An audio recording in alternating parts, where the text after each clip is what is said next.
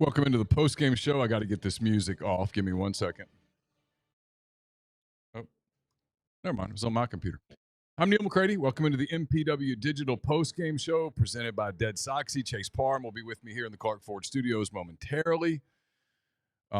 Jeffrey Wright will join me in a moment. First, I want to tell you about Dead Soxy. Ole Miss wins 35-3, by the way. I saw the first half. Jeffrey and Chase about to catch me up on what went right, what went wrong for the Rebels. Don't forget, Dead Soxy has their winter sales event 2023 going on right now. Buy more, save more. The more you spend, the more you save. So stock up on gifts, stocking stuffers, and don't forget a little something for you. Get 25% off any order. Get 30% off any order of $120 or more. Get 40% off any order of $240 or more. Visit deadsoxy.com. Use the promo code Rebel Grove at checkout. Take advantage of the holiday sale. Stock your sock drawers and have a wonderful holiday season. As always, stay Soxy. Our thanks to Dead Soxy for sponsoring the show throughout this 2023 season. Ole Miss improves to 9-2 overall. The Rebels will play their regular season finale, their SEC finale, on Thanksgiving night in Starkville against Mississippi State. The Bulldogs a winner today over Southern Miss. Don't hold me to the score. I think it was like 41-20 or something along those lines. I'm just now sort of catching up. I see that Iowa is leading Illinois 2-0, so all is well with the world. So I'm going to get joined by Jeffrey Wright here momentarily, so hang tight.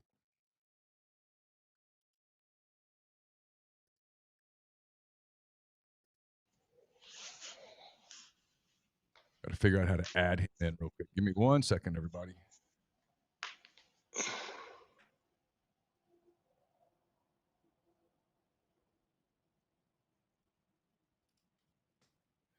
There's Jeffrey. Jeffrey, how are you? I am well. It was muted, great. Then you muted me, not me. Jeffrey's muted. We'll get all the technical stuff worked out here in just a moment. I'm showing sound on my end. You're still muted. I can't hear you, bud. I'm not sure.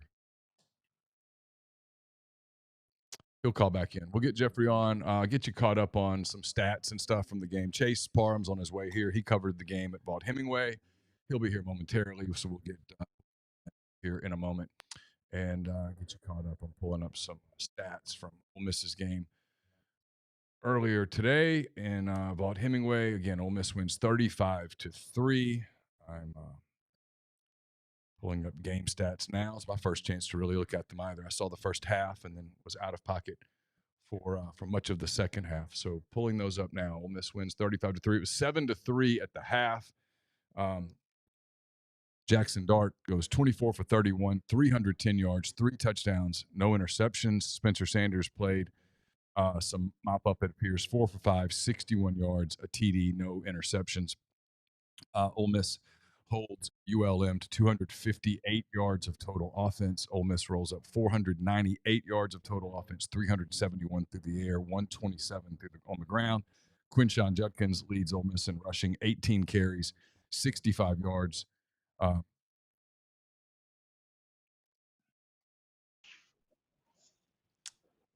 Let's try again.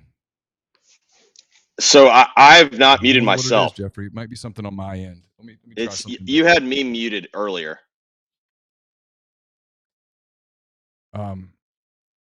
Bentley rushes 9 times for 47 yards and everything after that. Spencer Sanders a carry, Jam Griffin a carry, Matt Jones a carry, Jackson Dart 7 carries, 7 yards. Sack yardage in there as well. Ole Miss's leading receiver, Dayton Wade, 7 catches for 108 yards and a touchdown. Jordan Watkins, 6 catches for 73 yards. Kate Priestcorn, 6 catches, 69 yards and a touchdown. Trey Harris, 4 catches, 63 yards and a touchdown. Caden Lee, a 51-yard touchdown reception. And then Connor had a catch. Braylon Brown had a catch. Matt Jones, Quinshon Judkins each had 1 catch each. No big yards there.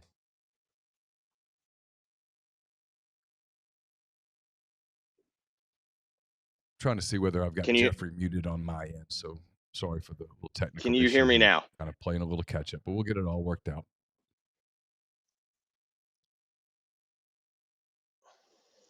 Okay, he's saying I have him muted. All right, let me see. I don't know how I did that, but let me figure it out.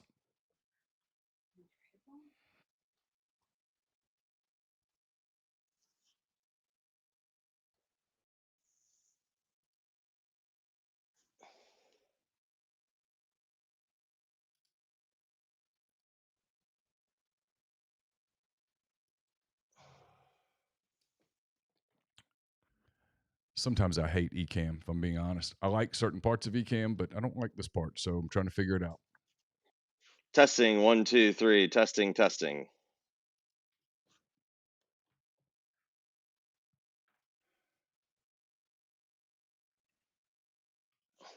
Yeah, I have no idea what it is, Jeffrey. No clue. I'm working on it. Oh, y'all can all hear him. I don't hear him. Okay. Yeah, I don't know. I can't hear him at all. That makes it difficult to do a show. Something wrong on this end. So it has to be a soundboard then.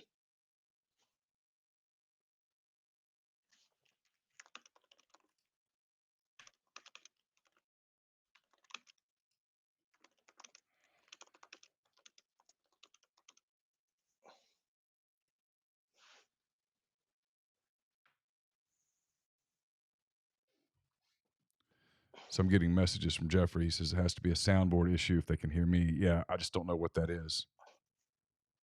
I hit some mute button. Maybe Chase, when he gets here, can help me figure it out. Just hang tight. We'll get to you in a moment. Georgia leads Tennessee 10-7. Illinois just took a 3-2 lead over Iowa. I know it's a soundboard issue. We'll figure it out. I'm gonna have to get Chase to help me figure out what it is because I don't have any clue, and I don't feel like restarting the whole thing. It's one of those deals.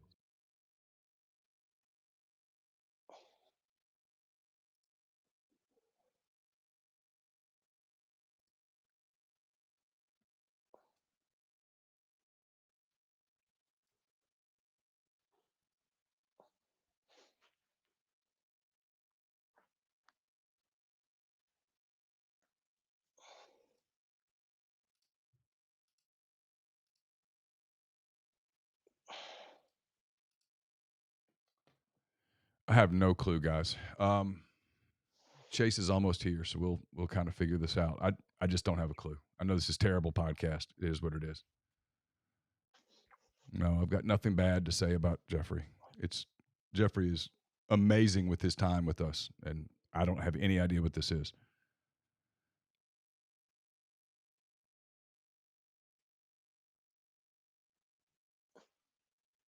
Chase is here. I hear him downstairs talking to my wife, so he'll be up here in a minute.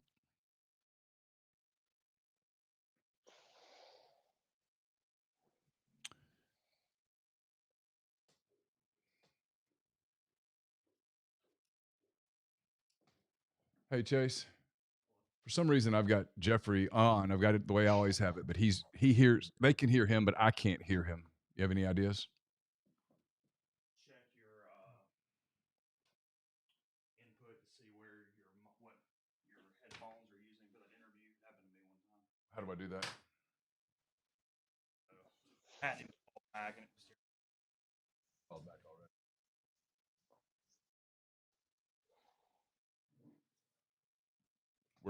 We're live, so yeah. Any thoughts on how do I do this?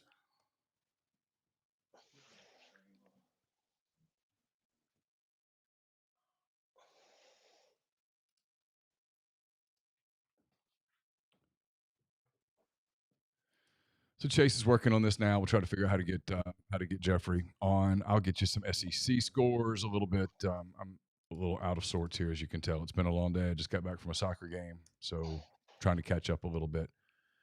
Scores around the country in the top 25. I'm just now catching up. Arizona leads Utah 28-7. That game at the half. Georgia, as I told you, leads 10-7. Illinois leads Iowa 3-2. Both those games in the first quarter. Notre Dame has a 1-0 lead in the first quarter or second quarter over Wake Forest. 7-0 lead. 7-0. What did I say? 1-0. My eyes are gone. North Carolina leads Clemson 13-0 in the late in the first quarter.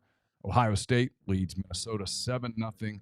Oregon has a 7-0 lead over Arizona State. Oklahoma and Houston just getting started in the first quarter. No score in that game. some SEC scores. I'll find those for you because I'm catching up for myself actually for the first time. Georgia, like I said, leads 10-7. New Mexico State with an early 7 lead over Auburn. There were a lot of people said to keep an eye on that game. Florida and Missouri play later this evening, as do Florida International at Arkansas, Kentucky at South Carolina, Georgia State at LSU.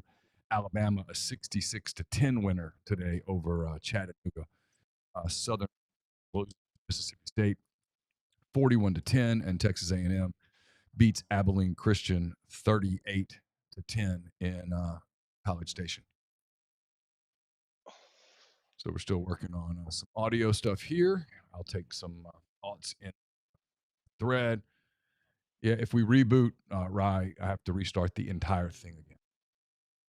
They played. By the way, people are asking. Oxford played Clinton today. Clinton wins 3-0.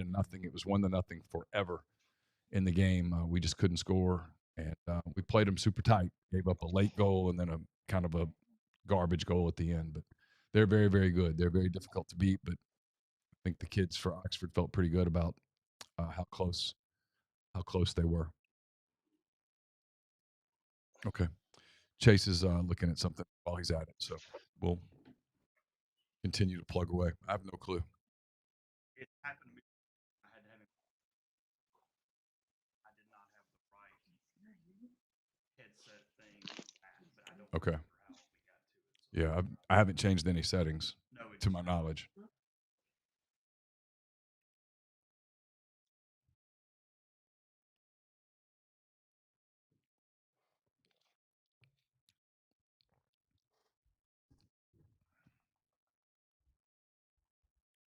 An MPW Digital common phrase bingo card. One of the common phrases plays with their food. Yeah, I mean, they're saying my mic is in and out, so might need to reboot the whole damn thing. I hate to do that because you have to restart the whole stream and get people back in and all that. All right, is anybody else having trouble with my mic? That's the only person that said that. Someone make sure that's a universal thing before I overreact to one complaint. I'm not saying that that complaint doesn't matter, but I'm making sure it's not an issue on his end.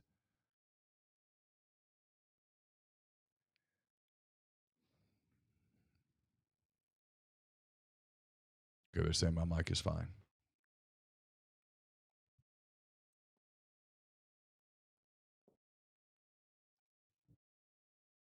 So I'll get you some scores while we're looking at this. We got time. We're just getting rolling. Do ACC. If anything happened in the ACC worth noting. NC State leads Virginia Tech 7-0. Everything else under the lights tonight in that league. Big 12 scores today. West Virginia leads Cincinnati 28-7. I think I've got that on my McCready Siskey picks.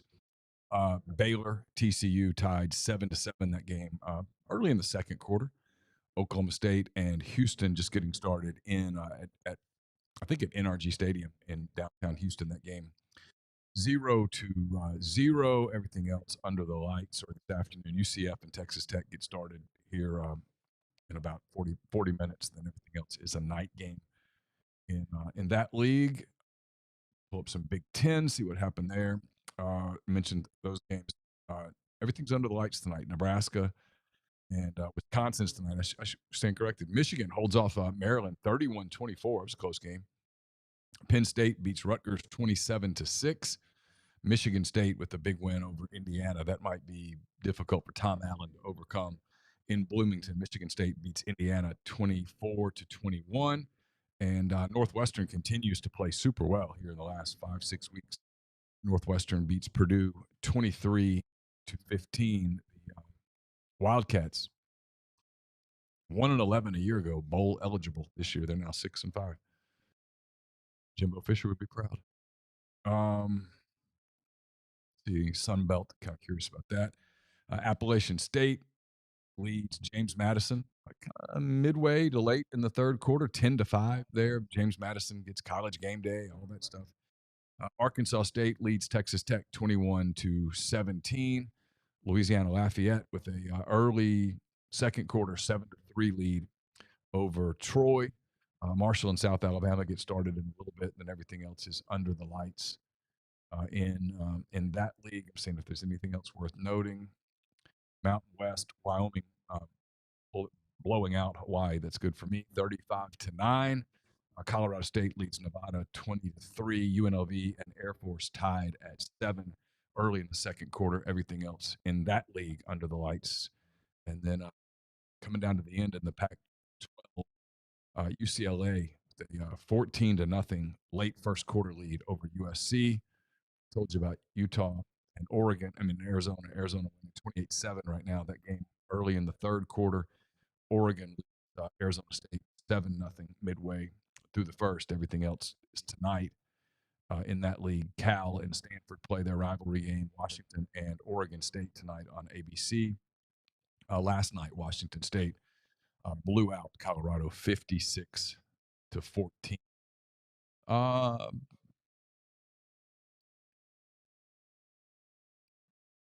Someone says mental toughness was the difference in the Miami-Louisville game. I had that on for a while. It looked like it was a good game. Adam Olson says, what'd you think of the Tad Pad game last night? I'm going to write about this in 10 Thoughts. I went into it sort of cynical and skeptical, which probably surprises no one. I was like, why are we romanticizing an arena that nobody romanticized when it was their arena? And so I was kind of prepared to be underwhelmed, and I kind of walked out of it going, that was cool. That was my primary thought. I kind of walked out of it going, how about that? That was kind of neat. It was loud. The students responded. I thought the fans impacted the game. Ole Miss had a really difficult time making shots. They were 3 for 18, if I recall correctly, from the floor, from the three. I just couldn't knock a perimeter shot down. But they really played hard on defense. That was a decent Sam Houston team. And it was kind of neat. It was kind of cool that Rob Evans was there. A lot of his former players. You could tell that Rob was kind of moved. I think he felt truly honored by what happened. Chris Beard, if this basketball thing for some reason doesn't work out, has a real future in marketing. He just gets it. He is putting everything he's got into that program. Look, they don't have a lot of great players. There's a scorer, probably 2 scorers short. Right now, it's Alan Flanagan is their leader. Matt Morrell gets them buckets, and then after that, any other bucket is just gravy. They're having a hard time scoring, which is going to be difficult. This continues when they start getting into some more difficult competition. They go to Temple on Wednesday, I think, or Tuesday, one or the other. I wrote it, but I can't remember exactly now. Then they've got North Carolina State next week. They still have to play Memphis. They've got some, very difficult assignments coming up, and then of course league play. So they've got to play better. But it was cool. It was a neat idea. I mean, the rumor is it's going to be UAB in that game next season, and if Andy Kennedy is still at UAB, which would be the reason they would do it, I think Ole Miss wants to honor him. I think Chris wants to honor him, which is, I think, fitting. Andy was at Ole Miss for a dozen years, gave it a lot of sweat equity into that program, and I think it's something that Chris just gets. He's one of these people that wants to honor the past of programs, and he wants to he wants to what's the word? He doesn't want to play into the kind of the history of futility of the program. He wants to play into the years that things were special there. And they've had some of those. They've had just enough of those to tease the fans to think that it's doable. And Chris believes he's going to win at Ole Miss. Rob Evans yesterday talked about how Chris Beard will win at Ole Miss. It's just going to take a little time. But that event, like I said, it was kind of neat. I mean, it's a cool venue for a basketball game because you're only there for the basketball. There are no amenities. There's nothing special about the building. It's not aesthetically pleasing. But it's kind of funny when the basketball gets going. It's kind of neat. It's kind of fun. It gets loud and the fans get into it. And like I said, the fans impacted that game last night because Sam Houston was up 5, like 6-7 minutes to go. And it kind of felt like they were on the cusp of pushing that thing to 8 to 10, which would be difficult for Ole Miss shooting the way that they're shooting to overcome. And the crowd sort of willed them back into it, and it turned into this just one possession game for a long time. And Ole Miss made a couple of stops, and to their credit, they made a couple of their last threes. Jamie Brakefield hit a big 3. Jalen Murray hit a big 3. And look, at the end of the day, they're 4-0. So they've got time to fix the things that they're working on. Speaking of working on things, Chase is trying to figure this out here. It makes no sense, does it?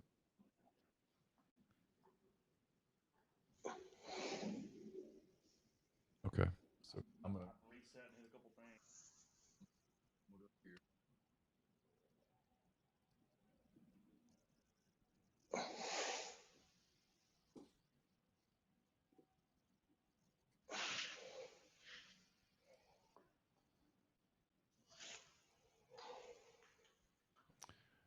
All right, Jeffrey, you want to try now? Can you hear me? Can you hear on yours? Maybe it's these headphones. I can hear you. I've heard the whole show. I mean, the only thing you can, What? Say it. the only thing you possibly could do would be to maybe change the speakers on that on the computer off the soundboard and straight to that computer. You'll have to show me how to do that. I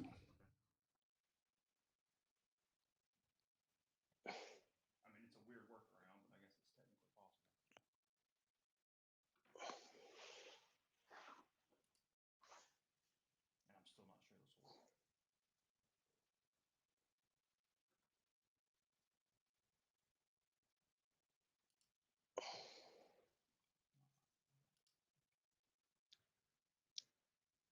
It would be the iMac Pro speakers is what you're looking at.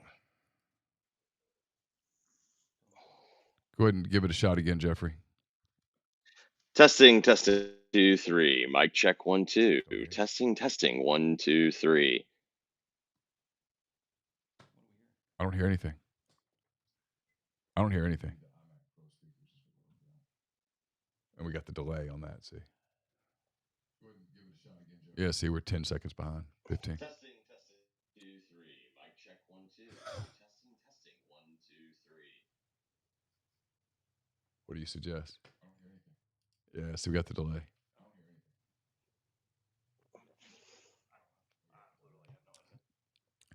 hear anything. Jeffrey, I guess just take the day off, bud. Appreciate the time very much. We'll figure it out. We can't. Just turn the volume down, either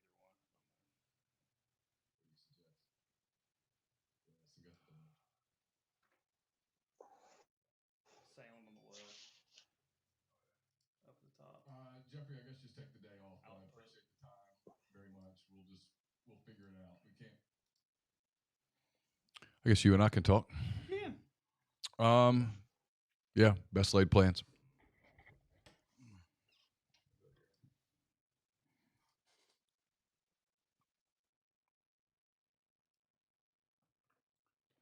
I don't know.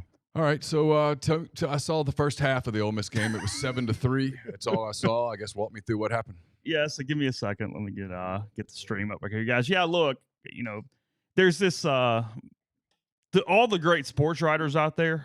They will do this thing where they write a lead that says the tale of two halves. It's really it's Pulitzer type stuff. Oh yes, and that is what happened. But it's a little more interesting than that. I chose to write about offensive line today because I think that it's a key element to Thursday's game against Mississippi State.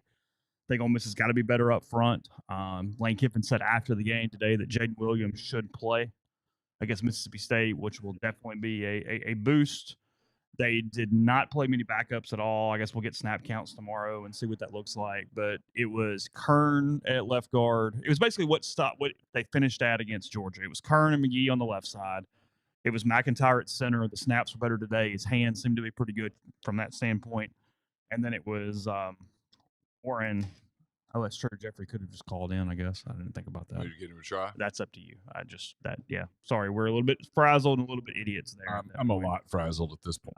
And then I have no idea. McIntyre at center, James at right tackle, and Caleb Warren moved to left tackle there at that point. Yeah, Look, Ole Miss was flat as a pancake. That was not a shock, not a surprise in any way. It was to be expected. And then, it wasn't that the offense completely bogged down the entire time. Ole Miss only had one series where they didn't get a first down. I think they might have had multiple first downs on every series. They just didn't score.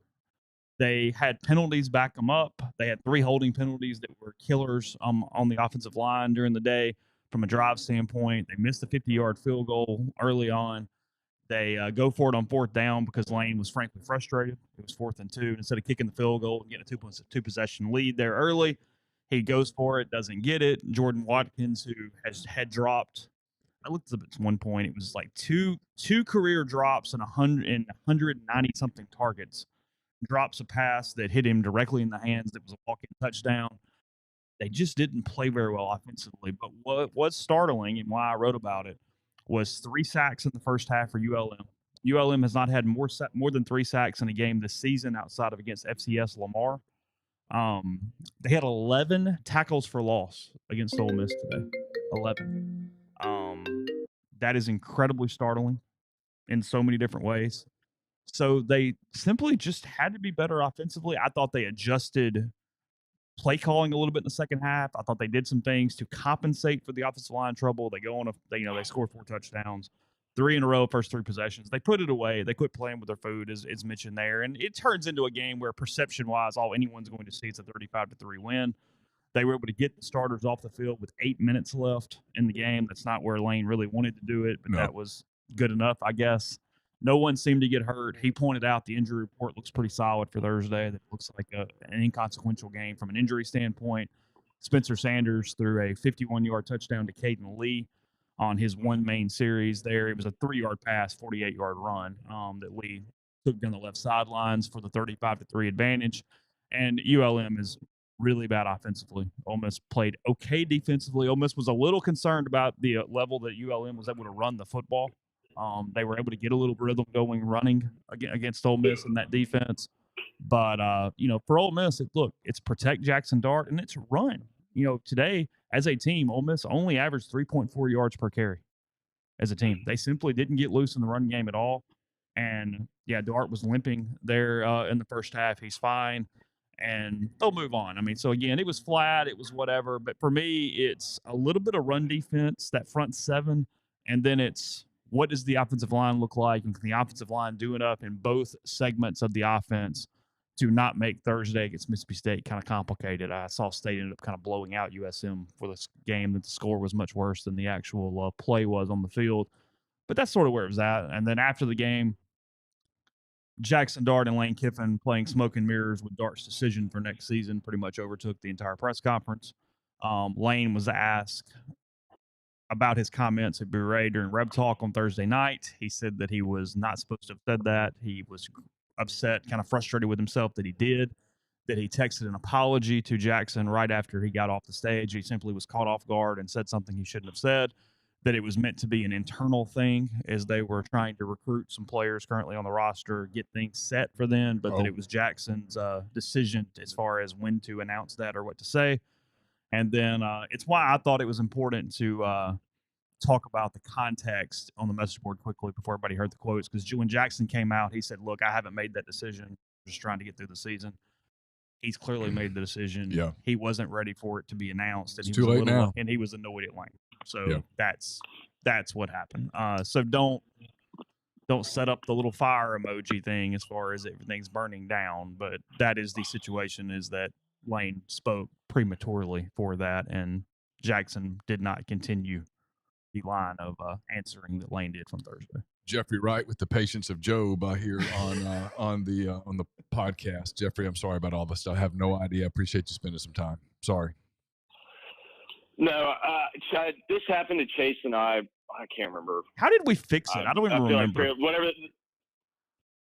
I think we basically did that. Like either we shut down Ecamm and went on Skype, or we did FaceTime. We did not. Okay, so we ended up changing the set. Okay. That was yeah. It's probably as simple as rebooting the entire computer, and it'll come back just fine. You heard Chase kind of give his breakdowns. What are your thoughts? First question. Well, I wanted to ask the first question. You said to watch this space on Auburn, New Mexico State. Hey, buddy, that would have been helpful before I max bet Auburn for my little dick game of the week. Nobody ever asked me. And I understand why, but I would have told you that there was some concern in Auburn land about this particular contest. Was it 22, Jeffrey? Yeah.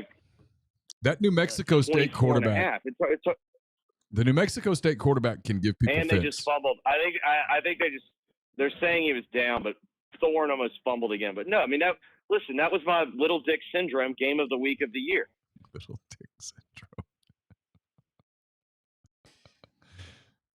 Syndrome.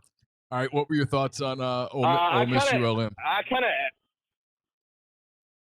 I kind of agree with Chase. Like the first half, they weren't like terrible in the first half. It was just kind of it felt like every series where they needed to keep it going, they would make a mistake. It'd be like a drop or, 2 times they went for it on 4th down and it looked like Judkins slipped. It wasn't like, they didn't execute the block or whatnot. It's just like he slipped, and we saw a bunch of guys slip today, and I assumed it rained here yesterday, so I assumed it rained there all day as well. So I imagine the field was a little slick because you saw a lot of people slipping.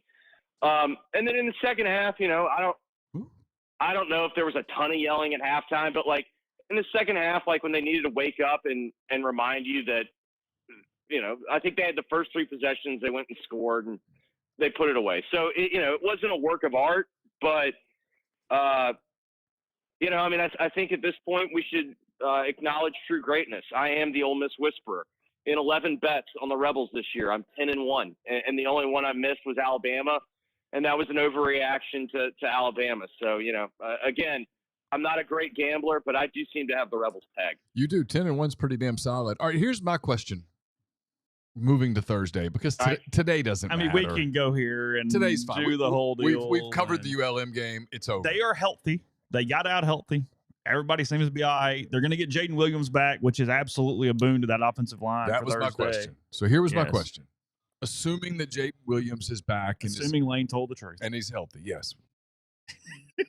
Because if they don't have Jaden and that line goes to Starkville, I'm a little concerned. Well, they don't trust anyone else.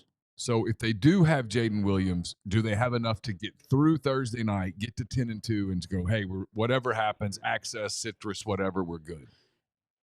Yeah, and it lets everybody kind of move back into their own spots a little bit. Some of the problem here is that none of the guys are in areas they've never been before, but they don't complement each other as well here, and it's not the most comfortable spot for either one of them. Like Ole Miss is much better when Caleb Warren is at center, not guard.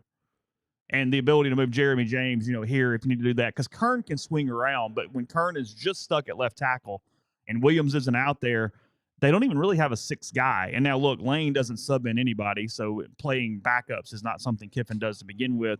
But there's not even that, hey, this isn't working, so let's try this. Yep. They simply don't trust Eli Acker for a number of snaps. They don't trust some of these guys, so you're stuck with this rotation that just doesn't have a lot of continuity and doesn't have a lot of consistency from that standpoint, Jeffrey.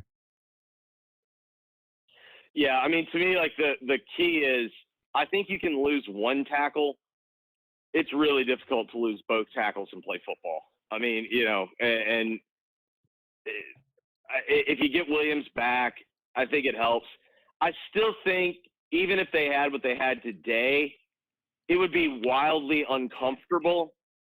But I still think Ole Miss would have enough in the passing game to get by on Thursday. But, yeah, I think it'll be a wildly uncomfortable game because you saw it's not like ULM's got a great defense. And, at times they were kind of controlling the line of scrimmage defensively. So I wouldn't feel great about it, but I still think that Ole Miss would be favored, and rightfully so. Yeah, the people in the thread are asking about Micah Pettis. Micah Pettis is done for 2023, and before anybody tries to get cute, he won't be back until 2024, and that does not include January the 1st, 2024. The bowl game does not feel to be the thing. Micah's out until next season. They've already operated on I believe it was the foot. It might be the heel, whatever, that they've operated. He's done. I'm asking the stream Jackson Dart is hurt, not injured, as they would say on the program. He's been through a long season. He gets hit a lot. He was careful today as far as quarterback runs. He slid multiple times, but he got beat up in the pocket a little bit.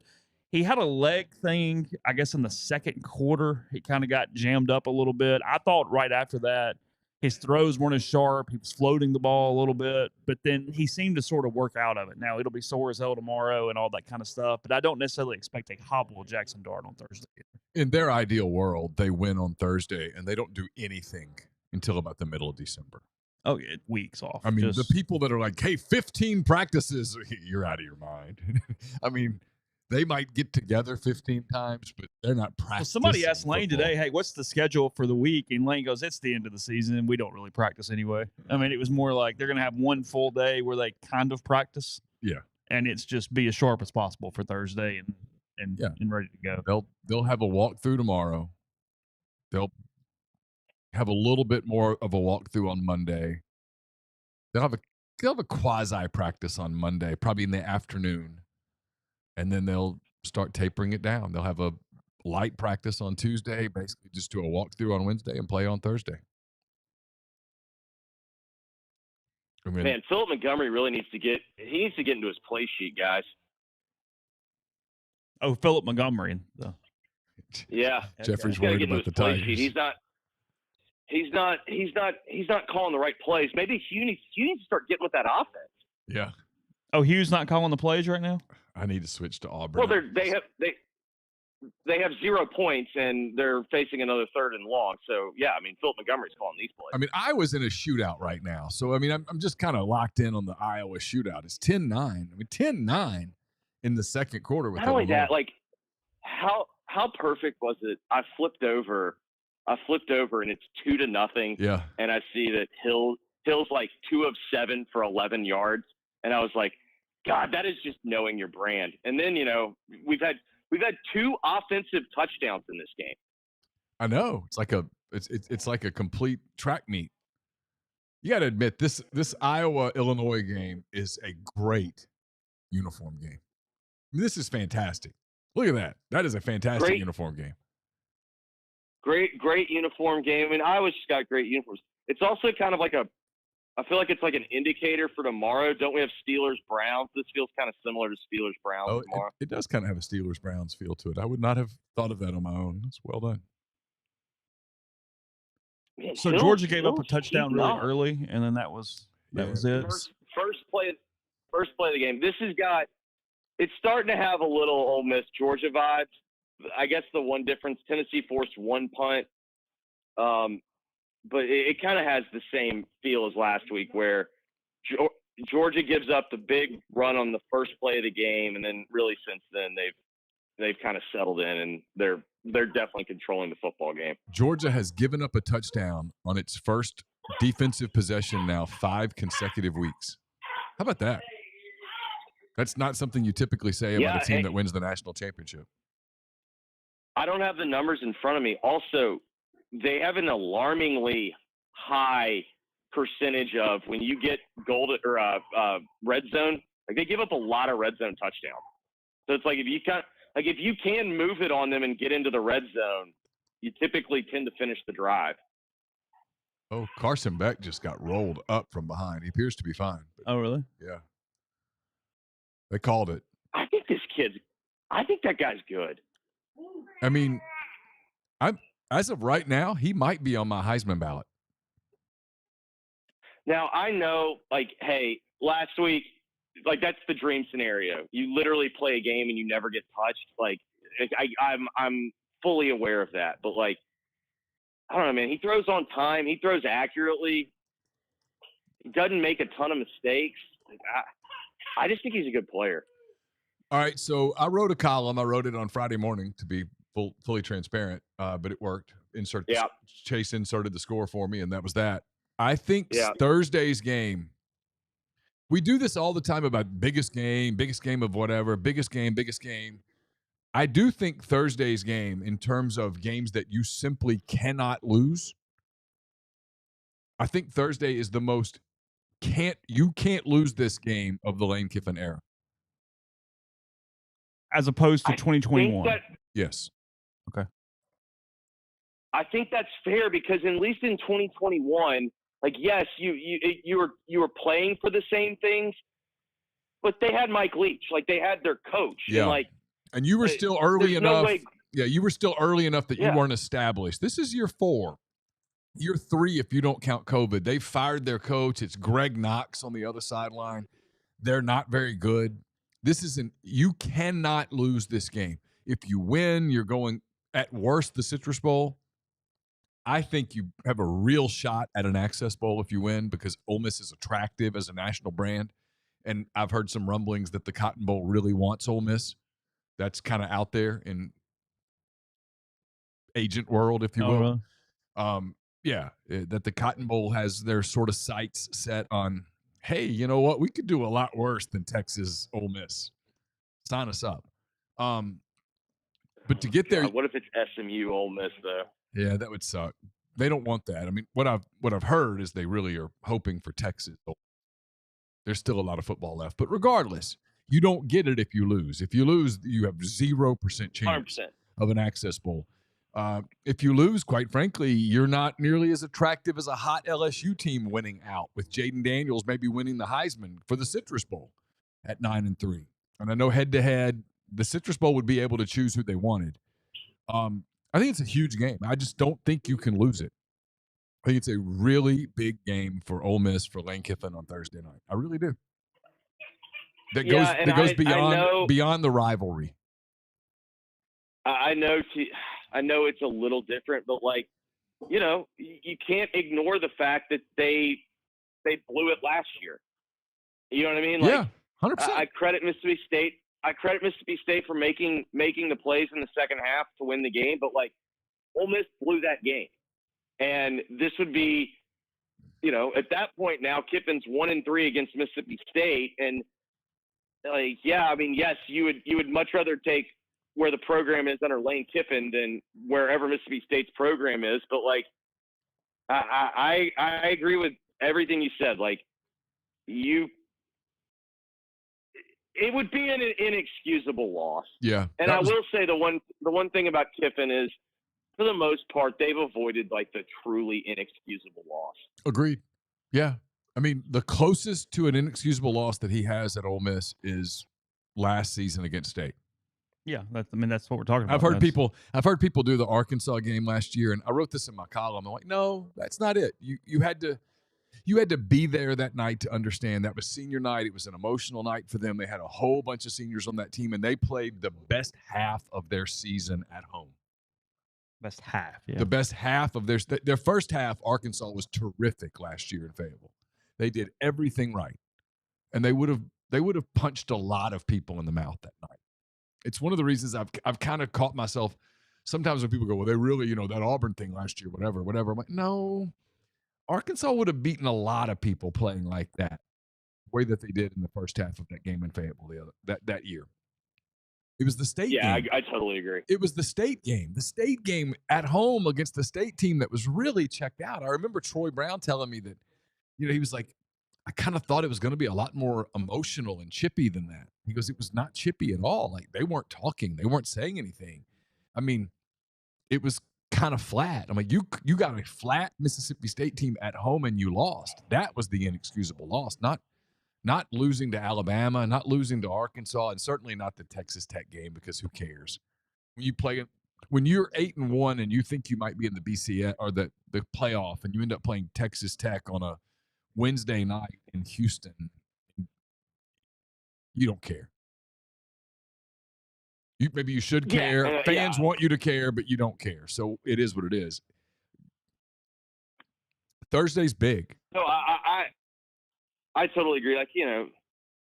The Arkansas last year was better than their record, and you got them at their place, night game, senior night, and then on top of that, they'd finally gotten healthier. But yeah, there's, what's the spin zone? If you lose that game, what is the spin zone? There isn't one. The Egg Bowl. No. It's the Egg Bowl. Anything can happen. Nope. Nope. There's no spin. I understand there's injuries, but it's do you think I don't have Mississippi State's injury report in front of me, but I'm willing to bet that they're not 100% healthy. No, there is. Did Marks get rebanged up? I don't know. I didn't see it. They were checking on him at one point, but who? I watched 3 seconds of that game. Oh, and by the way, not to correct you, Jeffrey, but if I don't, people are going to it's going to be obsessive. Kiffin, as of this moment, is 2-1 against State. Sorry, 2-1. Yeah, Okay. it's okay. If it's one of those things that if you don't correct it, people obsess over it. It's okay. Yeah. He's 2-1. He needs to be. Yeah, but they don't care about Mississippi State. He needs to be 3-1 against State when Thursday night's over. Yeah, I mean, I losing to an interim coach that doesn't even have a chance to get the job, like that would be a tough look. Be brutal. I mean, you would start to really question, hey, what do you do at the end of seasons? Let me ask you a question. Today they looked Today I thought they looked a little tired. You know, they've played emotional game after emotional game after emotional game. Is this a byproduct of not playing enough players over the course of a season?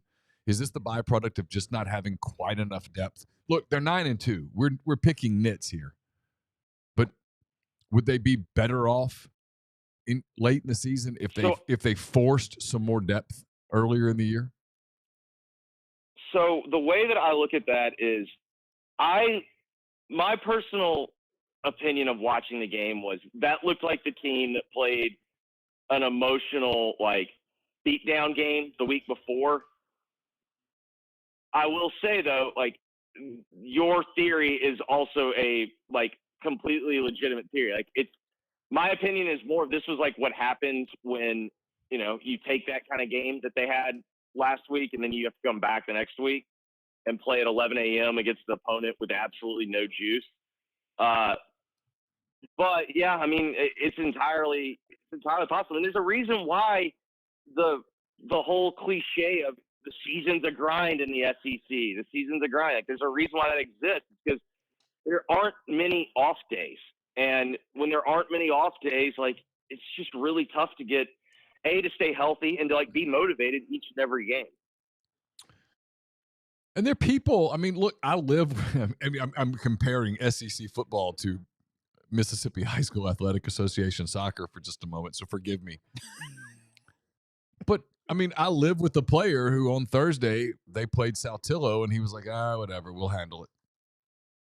And then on Saturday, this morning, he woke up, I mean, just ready to eat nails, ready to run through a wall, ready to just punch brick. I mean, he was jacked up. There is a difference in your intensity. You're not a robot. It stands to reason that those kids. I really don't think it's absurd to make the comparison, and here's why. It has nothing to do with whether or not, like, they're equivalent competitions. We can obviously know that those are not equivalent competitions. Right. But, like, athletes are the same. Like, you know, Aaliyah asked, I thought, a pretty good question. She's like, how many seconds of film do you think Ole Miss watched on ULM? And based on what I saw, I mean, not much. Not much. You know what I mean? Like, Lane admitted for the first time while he's been at Ole Miss that they went ahead and started scouting practicing for a future opponent this week. Good for him. He admitted that they went ahead and got into state prep. That's what I love about the guy right there. Be transparent. Ole Miss, you people are really lucky right now. You actually have two, and hell, I think Mike's pretty transparent too. You have multiple transparent coaches. I mean, look, if you have to really get prepared to beat ULM, well, hell, you're not 9-2. Yeah, he kind of stopped himself for a minute, and he was kind of like, he's like, we've never done this before, but we went ahead. I mean, good for him. Thank you. That's kudos. Yeah. And you know what I mean? That's why. Listen, so you're signaling to your team, like, hey, look, guys, just get through the damn game. Let's just win the game. That's it. Yeah. And, like, I don't know, like, I'm not gonna sit here and act like you should have. You only get 12 games a year. You should come out and be fired up. It's it just doesn't work like that. It doesn't work like that. I mean, again, to finish the comparison, Carson knew they were going to win Thursday night, and they did. And South Hill had been a little spunky. It would have taken a minute to go, oh, hell, okay. And they were flat, and they jumped on them, and they got ahead, and then they played a really flat second half, and they knew they were playing who they were playing Saturday, and they wanted that game, and they were juiced up today. I mean, they played hard. I mean, one of his teammates broke his arm. I mean, they busted their ass today. I mean, they left nothing on the field. Today was a barometer game, and they knew it. And they walked off the field today knowing they're not that far away. They're not that far behind. There's absolutely an approach that the mentality plays a role in this. There's no way that Jackson Dart and Quinshon Judkins and Trey Harris and all those cats got up this morning and went, hell yeah, ULM, bitches. I mean, they played Georgia a week ago in this highly anticipated game, and they're going to play this rivalry game on Thursday night. Today was just a flat sandwich, and you just survive it. You just get through it, and they did. Well, and then the other thing is, like, sometimes you can get some motivation in these games, like you need a stat pattern. But, like, no one really at Ole Miss is playing for anything in terms of, like, you know, the big awards. So, like, you didn't even need to go out and pad your stats. You know what I mean? Yeah, it's like Jaden. It's a great example. Jaden Daniels tonight, he's kind of playing in the Heisman conversation. I need to go take that bet. I forgot about that. I mean, if you're Jaden Daniels, you kind of like, hey, I want to put 63 up on these bad boys. I want to throw for 450. But, yeah, to your point, it's not like Jackson Dart's winning first-team All-American or the Walter Camp Award or whatever. I mean. So what do we think? Do I just lay the number, or do I take LSU's team total? I'd lay. What's the team total? So am I laying 32, or am I taking over 53? Oh God. Oh, I think he is going to play. He's going to play. You know what I mean? I think I'd lay. Oh. LSU's I'm worried about. defense is I'm going to take. I might take the team total. 53. It's a lot of points, though. I think I'm taking team total. 8 touchdowns. Well, so is laying 32. Yeah, it's a lot. And Georgia State's not just horrible. I'm glad, by the way, while we're trying to figure this out, I'm glad Wes on Twitter a second ago made us know that Heupel thought that was a hole there and is not pleased because it wasn't called. That changed the game. Yeah, that's the key. That got it done here in this 24-7 Georgia lead over Tennessee. That's why you're getting your ass kicked. That's it. Holdings. Georgia just gets all them calls, y'all. Yeah, that's why they're winning. All right, how many times has LSU put up more than 53? This year? Florida. That's what I'm looking. I'm looking up. Grambling. I mean, they were a play away from doing it against Ole Miss. No. Last week was 52, 28 against Bama, 62 against Army, 48 against Auburn, 49 Mizzou, 49 Ole Miss, 34, 41. God, that is so many points. Yeah, that's a lot. I might just lay the 32, man. I'll see how the rest of the afternoon goes. I got time to go get that one in. But, like, it's the same idea. It's like, hey, man, he's going to play because he is still in the Heisman race because no one's taken it, and everyone's now starting to realize, you know, this guy's been awesome all year. And he's terrific. I don't know. Like, to me, the one question, like, if we want to talk about motivation, like, the one question I do have for Thursday is now that this rivalry is largely on Ole Miss's side, played by, as what was it Lane said, most of our guys didn't play in that game last year. Like, I guess the one concern is that maybe Mississippi State is more geeked up for Ole Miss than the other way around. But I don't know. Like, Ole Miss hasn't really had a game in the SEC where, like, I straight up felt like, man, they were not ready to play. Like, their 2 losses were games I thought they just got beat. And even if it's just in preparation, Lane is showing how important this game is by doing those things. Sure. I mean, hey, we're looking at film today. No, we're getting on it. Like, whatever. I mean, Jackson admitted, no. We knew we had to immediately. I mean, he said, look, told the guys that haven't had it before, if you haven't had one of these Saturday to Thursday turnarounds are so different. I wasn't ready for it last year. It was different than I thought it was going to be. Now he hadn't been down there with the Bells and the whole deal. Well, I mean, the reason they played at 11 today was because Lane Kiffin pushed for this all year. He was like, "Hey, we're not doing what we did last year." That was ridiculous. And look for Lane, because Lane, it was probably, look, if you care, if Lane cares about an access bowl, he probably, 35-3 sounds better than 28-3, and it's humans making decisions. And I thought, he's going to put them back out there and try to at least make it 30-something to 3, and he didn't. He pulled. Yeah. And got Spencer in at 28-3, got the entire second team offensive line in. at 28-3. As soon as he knew, okay, that's for sure, no weird shit can happen. Let's go. He even put in the second team defense. Yeah, and that's not a lane thing. Was, well, that's growth. Because guys, last year he lost 2 games in Fayetteville that night. No question. By trying to, make the score look better. I mean, he's heard me say that enough times that if he believed I were wrong, he would push back, and he hasn't. I think he knows it. I mean, good for him. That's growth. No, let's just go to the agree. Auburn game here. You want to go to Auburn? Yeah, I mean, Georgia's up 24. Yeah, I flipped to 4 here. This is our screen. Okay, we're good here then. Yeah. All right, that's fine. Sorry, I thought we were still Jeffrey. on that. Chase, we got kind of getting frustrated. I'm like, hey, I got you taken care of, dude. It's all right. Relax. This 4-screen thing might be enough reason by itself to switch from Hulu. Oh, it's good. The YouTube, the YouTube. The only problem is you don't get to pick your games though, right? No, at all. They sort of pick them for you, but you have multiple choices throughout. I mean, you can. I mean, they do the same thing on Sunday Ticket where you. But Chase, if you want that, now granted, you can only do it with ESPN games, but if you have Apple TV, you can do a 4-screen and you get to pick any ESPN game that they have on the app. If I can just get James Madison to do something here, I'm having a pretty good college game in my McCready. Who are we cheering for right now? Well, I've got Jacksonville State minus 8.5, and they're up like by 40. I've got West Virginia minus 6.5, and they're running away. I've got Wyoming minus 13. Damn it! I left that one on the board. I left West Virginia at home. It's always a solid play. I do have Iowa minus 3, so I'm behind there, and I've got UNC money line plus 220. I've got James Madison minus 8, and they're in trouble, but I need them to get going. That is amazing that there are only 4 active head coaches who have won a national title. Is that right?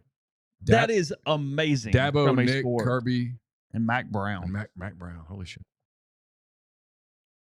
Okay. So Jimbo's been fired. Chiswick.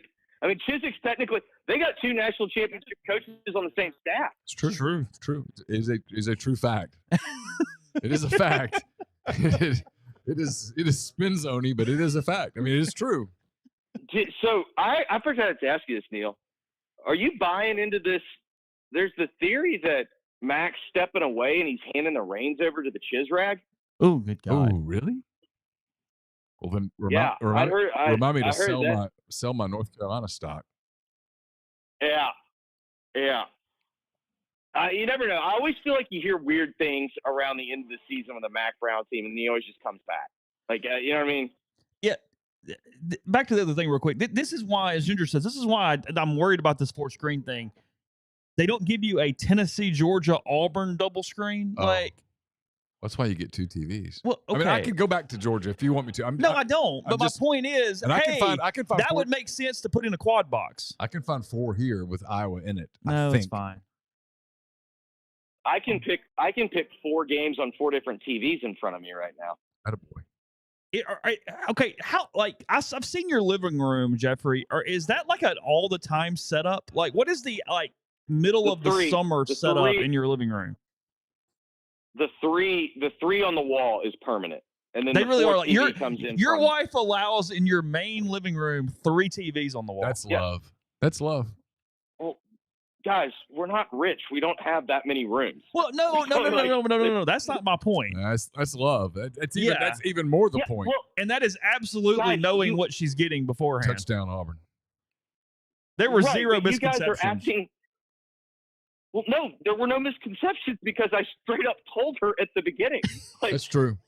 Like when we started dating, I was like, "Listen, I need you to know this. Like, I don't like sports.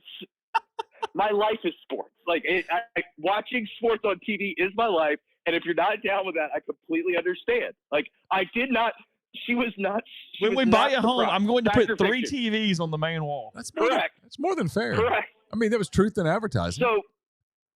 Because she did get upset when I was living with my brother and I did a 4 TV setup. It was very college fraternity house style where you just, hey, bring in a screen from everywhere. And she's like, listen, when we move to our own house, like they have to go up on the wall. Like they had to look. Oh, so that was the bargain. done. Was like they had to be mounted and like. I respect okay. that. Correct. There's nothing wrong with it. I respect that. Yeah.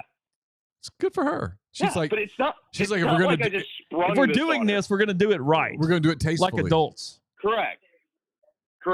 Yeah. App State up over James Madison 20-12. James Madison does have the football though.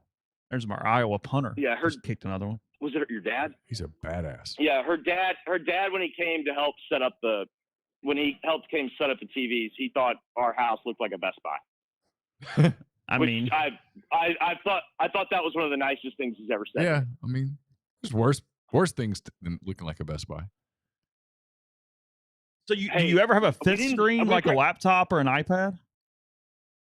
Usually my laptop is stat broadcast for like games. Like normally the perfect stat broadcast game is Iowa, Illinois.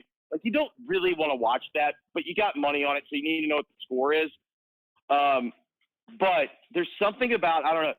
We didn't discuss this on Thursday. How about Iowa's punter saying he's going pro? He announced he was leaving early. He'll get drafted. Yes. No, but he is awesome. But he's fantastic. I know. He's like their best player.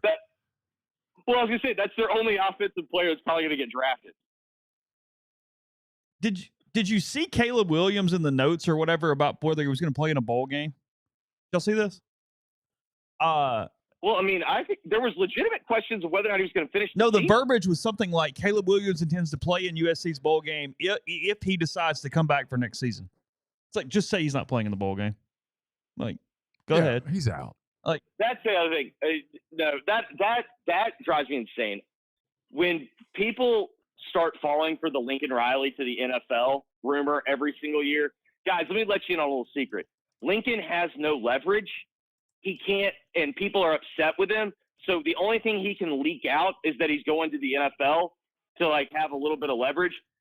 If you really don't think that the NFL didn't notice when he like banned a reporter and that they are just cool with that and think that that's normal behavior, you have got another thing coming. I would not want him anywhere near my NFL team. I let him run my offense. That's it. Well, okay. That's not running my program, though, or my franchise. Correct. But first off, most of the NFL jobs he would have to take a pay cut. That's a good point. Yeah, people do that about Kiffin all the time. They're like, I'm worried about Kiffin to the Chargers or whatever. I'm like, the Chargers, guys, they're not going to pay more than $9 million a year. There's a reason why Brandon Staley's their coach. Dean Spanos is one of the cheapest owners in the NFL. That's the reason why they have Brandon Staley still. What are they paying Staley? He's probably, like 3. He's probably under. Yeah. I mean, this is what is interesting. If Dan Campbell really wanted like a big raise, he would take the A&M job. He's only making $4 million with the Lions. And we say only, but like that's the difference. I'll give A&M credit. They offered him the job. I don't know if that would have been the best hire, but like, okay, I get it. Yeah, I mean, go for it. Why not, right? Yeah. I did not realize he was Bill Lucci's roommate. Oh, really? Dan Campbell was? Yeah. Yes, they were roommates at A&M. Oh, how about that? That's wild. I didn't. That was Andy Staples said that. I didn't know that. I didn't know that either. That's crazy. But once you heard it, it's like I kind of see it. Like I can see those guys being boys. Okay. Yeah. A little bit. I get it. Yeah, I can. After he said, like, yeah, I can kind of see that. Minnesota's helmet is an abomination. That's horrible. Is he going to try to pretend like he's getting another job this year? Fleck? Yeah, nobody's hiring him. Yeah. Nobody's hiring him. Well, no, but no one usually ever hires him, but he finds a way to somehow like throw his name into every hat and then announces he's staying. He's the king of that. So what do we think? Do we think Thursday night is for an Access Bowl or do we think it's for the Citrus Bowl? What's our thought here? Ask me tomorrow. My gut says So yeah, I was going to. Well, I no, think it's actually, citrus after barring an Tuesday, upset, right? but you just need one upset. What are the upsets we're watching for? Help me catch up. I've been pretty locked in. Anybody beats Mizzou. No, well, Florida beat we Missouri. need Missouri to take a loss. I think you Oregon need Washington to lose. I need Oregon. You need Oregon State to win. I think honestly, though, the other scenario, though, right, is Alabama beats Georgia in the SEC championship game, and Georgia still goes to the playoff. SEC gets 2, yeah. Which is unlikely, but sure. Yeah. Is it? Yeah. 12. Well, without some chaos. 12-1 Georgia does not go. So here's okay. They're not going over Let's undefeated say, Michigan, and they're not going over undefeated Florida State. Well, let's say America's team, our Beavers, build that dam, and they beat Washington.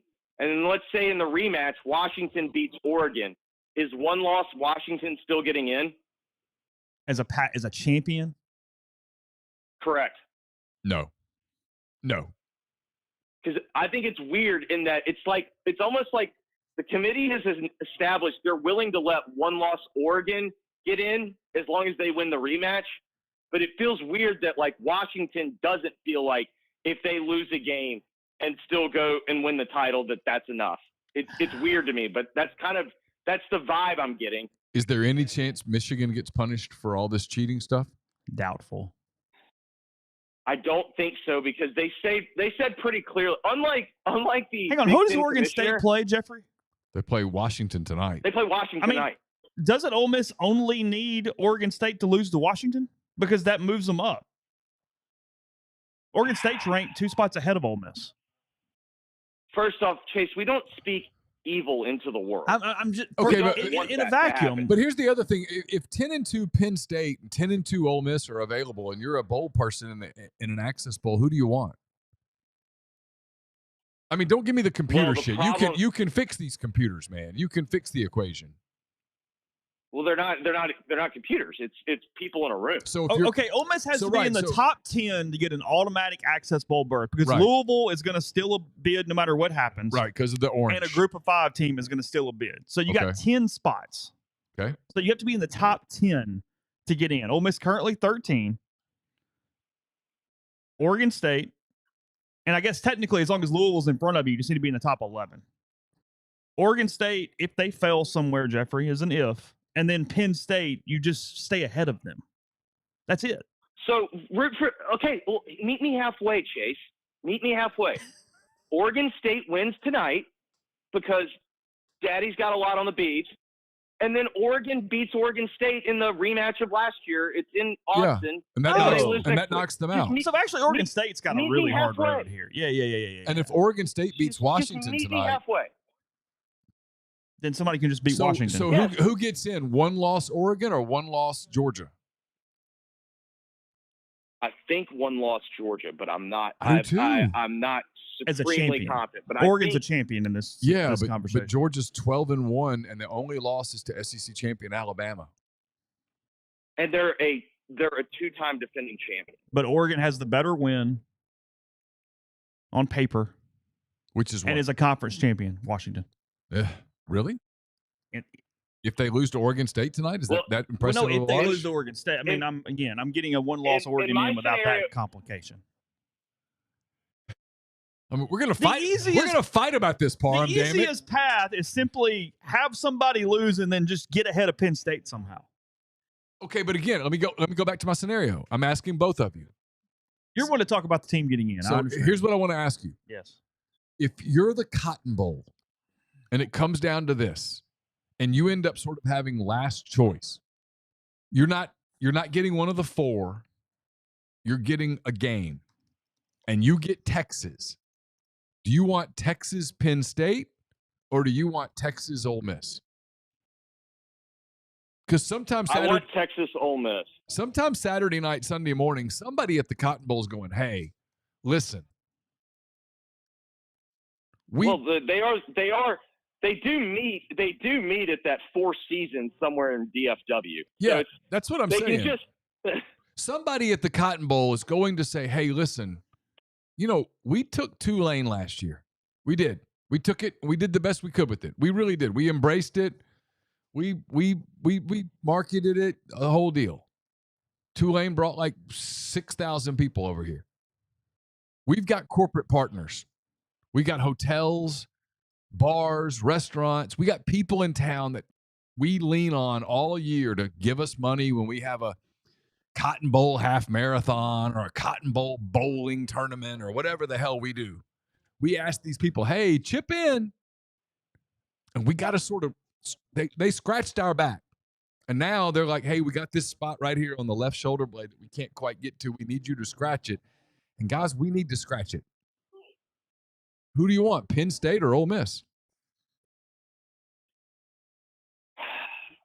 I say Ole Miss, but at the same time, like, I don't. Penn State's probably a bigger brand nationally. Like, it's tough for me. It's tough for me to think like bowl people do because they're a different breed. You know what I mean? Do you want brand total, or do you want team that's going to bring more people and you get the whole SEC Arch Manning crap, even though Arch doesn't play? That's the question. I mean, either one. I want Ole Miss. You see my argument? Yeah, I want Ole Miss. Right. Who's going to bring the most people to town? Who's going to bring the most people to town? Penn State or Ole Miss? Okay, but here's the problem. Is a bowl game, like, this is the actual question. Is it an in-person live event or is it a TV event? Well, it's both, right? But I mean, if you're a championship game, if you're a semifinal, you want the sexiest matchup. You want the right matchup. And they're going to spend the majority of their time on 1 versus 4, 2 versus 3. But then after that, it's kind of like, okay, now what do we do? And if you're one of the bowls that this isn't your year, this might be the year that you got to scratch a back. Someone's been scratching your back and they're like, hey, I got this one spot. And if you say, no, I'm not scratching it, they'll be like, all right, well, the next time you need your back scratched, don't call us because we might not do it. Yeah, there's a world with a couple upsets. You could end up Penn State, Ole Miss in Atlanta playing the Lions. Here's the other thing. We also do have to remember this. Like, it's one thing when Penn State was going to the Cotton Bowl and they were playing Memphis. Like, I get why they didn't have a huge turnout. Don't you think Penn State would have a pretty big turnout if they're playing Texas?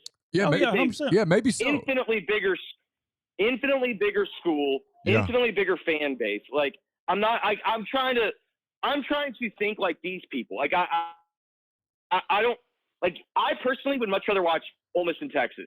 Sark, there's way more storyline there. Sark versus Kiffin, you know, as Chase points out, the whole Manning narrative, great uniform matchups, like, you know, conference opponents that don't play next year, but the SEC thing. Sure. You gotta bring back the Bear for this game so that we can have Devo versus the Bear or the Shark. Like, Tony or whatever. Shark. Just I get. Yeah, it's always tough. You know, when he's outside of water, he's not in his actual element. But like, yes, I would much rather watch that. But I'm not sure that that's exactly how these bowl people are going to think. Yeah. James Madison has tied it at 20. I need James Madison to somehow win by 8 at this point. I don't really know how I'm going to get there. Ole Miss is good news. There's nobody behind them that can just get some big win and pass them. It's Oklahoma, LSU, Iowa, Arizona. I mean, I guess Oklahoma technically, but like Gabriel got hurt today, right? Neal, I have no idea. That may not be that bad for them. Neal, your only path is either they get the ball first and score and then get a defensive touchdown, which has only happened, I think, once in my lifetime, or you need them both to score and kick the extra point in the first overtime. Then you need JMU to score, get the 2 in the second overtime, and get a stop. Like, they can't score. That's your path. This is somebody that's gambled on a lot of college football games. Very seamless there. Good job. Yeah. Hugh down 10-7 at the half to New Mexico State. That's all. God, and he's laying 22. Didn't you take Auburn in picks? I think I did, but I'm legitimately upset with you. Like, you did not even mention this. Yeah, we have an entire Thursday where we talk about SEC games, and you didn't mention this. I am literally about to lose my small dick syndrome game of the year because of this. I when it comes to Auburn, I just sort of hedge emotionally. You could have at least said something on Thursday. I could have, but it was, And then didn't pick it in a pick that has no money on it. Correct. There's no repercussion. If you lose, we don't even do anything. it's a good point. I have no comeback. I'm guilty. The brain drain is not happy with your boy, Jeffrey. They are very frustrated right now. In the Are they God, upset? I went over there watching? just to see. Oh, is it rough? Well, but do they know that he's not calling plays? You blame the coach when the team shows up like this. They say. Is that what they say? Oh yeah. Have you noticed how Auburn people who are notoriously very like sensitive and they will take up for their guy? Have you noticed even they've like started like not really pushing back on a lot of the free stuff? Like they just kind of sit there and take it. Yeah, as Randy says, Jeffrey, maybe this is the dumb game that Freeze loses every year. Every year. Maybe we just thought it was Arkansas. One. Maybe it's New Mexico State or New Mexico or whoever the hell they're playing. New Mexico State. They're Aggies. Okay. Larry Rose the third, former running back. What did I pay? God, now I'm having to talk to myself. Would I have paid $200 earlier this week to see Hugh lose outright to New Mexico State? I know you, and the answer is yes. I think probably so. Yeah. I'm gonna have to have an uncomfortable conversation, but I mean, you've got a baby now and 4 TVs on the wall. Daycare. I mean, she'll just hate you for a day, maybe 2. Well, Dylan got mad that Dylan's upset that as he pointed, he thought Josie had as many 10-win seasons in 3 months on the planet as he had in his entire life. But I did point out he's had the 03 10-win season and then the 2021. So he's still got 2 on Josie. Okay, that's a win. It was like the kids after Ole Miss won the College World Series, like they'd be leaving the park like they were like 6 years old, telling their parents, "Oh God, Ole Miss only wins in everything I do. Been to 3 Access Bowls, got a national title." Yeah. Let me explain to you. This. Don't get used to this. I think Key was kind of talking noise about that to his dad. It was like, "Hey, it's all gravy around here." It's like, "No, son, hold on." We gotta also talk about this. Like, so as the whole bowl conversation's happening, I need all y'all out there in Ole Miss land to take a good long look in the mirror. And there's a lot of conversation about being too good for the Citrus Bowl. Yeah. No, but I'm no. You know what I mean? Like, listen, I've been around the school. I know this school's history pretty well. Like, that's a maybe take a step back and realize where you are. Yeah, before the season, again, I do this. If I'd taken 100 Ole Miss fans, a random sampling of Ole Miss fans, and brought them into a big room, okay, and I'd said, "All right, yes, everyone, 10-2 in Citrus Bowl," and I just said, "All right, ladies and gentlemen, boys and girls, welcome to the show. Here's get your champagne on the way in. Yeah, I hope you have your drink. Now, here, are you seated? Because I'm gonna give you a card, and on the card, I want you to either put yes or no. So you got to write yes or no. Now, let me show you door number 1. Behind door number 1 is 10-2. You will lose at Alabama. I'm gonna tell you everything, boys and girls. I'm gonna leave no stone unturned. You're not gonna have any questions. You're gonna go 10-2. You're going to lose at Alabama and lose at Georgia. The Georgia game's going to be a little rough. Yeah, kind of a bad week. Going to be a little rough. Now, you're going to win in fairly dramatic fashion at Tulane. You're going to win an absolute classic against LSU. You're going to storm the field that you will talk about for decades to come. You're going to beat Arkansas. You're going to beat Mississippi State. And you're going to put the nail in Jimbo's coffin. And you're going to beat Texas A&M, and they're going to fire Jimbo Fisher 10 days later. I know that's a negative here. I get it. That is door number 1. That is door number 1. Now, I need you to put on your card yes or no. And if you write yes, you walk out with door number 1. If you write no, door number 1's no longer available to the you. wheel. And we're going to open door number 2. And all I can tell you about door number 2 is it might be better and it might be worse. You know, what's funny about this? How many of the 100 cards are going to have anything other than yes on it? I know it's a raised expectation, Jeffrey, and I get it. And I know that a lot of stuff is kind of different, but I feel like as we've played out this season in general, as the wins have kept piling up and they got this LSU game, I mean, in my lifetime, aren't we in the middle of the best regular season? Yes, 100%. Considering who they beat. That's my point. Like, I mean, that 03 team that the yes. video was made about, I get they went 7-1 in the SEC, but they lost to Texas Tech and Memphis. Yeah, that's my point. They lost to Texas Tech and Memphis, and then also think about Alabama went 3-9 that year, maybe 4-8.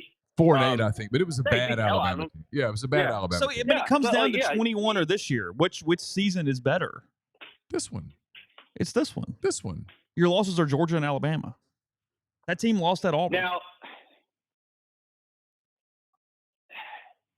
they beat LSU by more, but that was like, and they got that crazy ass win in Tennessee. Yeah. I don't know. I thought this team is more. I think this team's more. That team was the 21 team was more talented. I think this team's easier to root for. I think this team's more likable. Yeah, I don't have a problem with that. It is a likable team. They play really hard. They're a mature veteran team. Even today, they don't do anything really stupid. Like, how many truly stupid plays do we remember this year? Very few. Very few. I mean, I'm having a hard time drawing one up. I mean, Dart's thrown a couple balls deep in coverage and stuff like that. But I mean, that's it. That happens to everybody. Yeah, but I'm talking about the undisciplined, selfish, hurts your team play.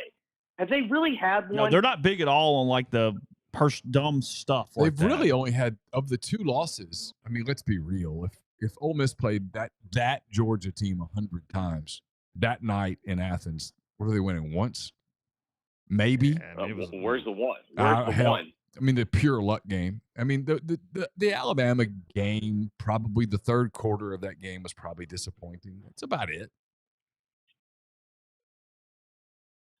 Yeah, I mean, to me, the disappointing thing in the Alabama game was they should have been up by more at half, and when they weren't, they left themselves open to exactly what happened, which is you give a talented roster like Alabama enough shots, eventually they're going to land one. Yeah.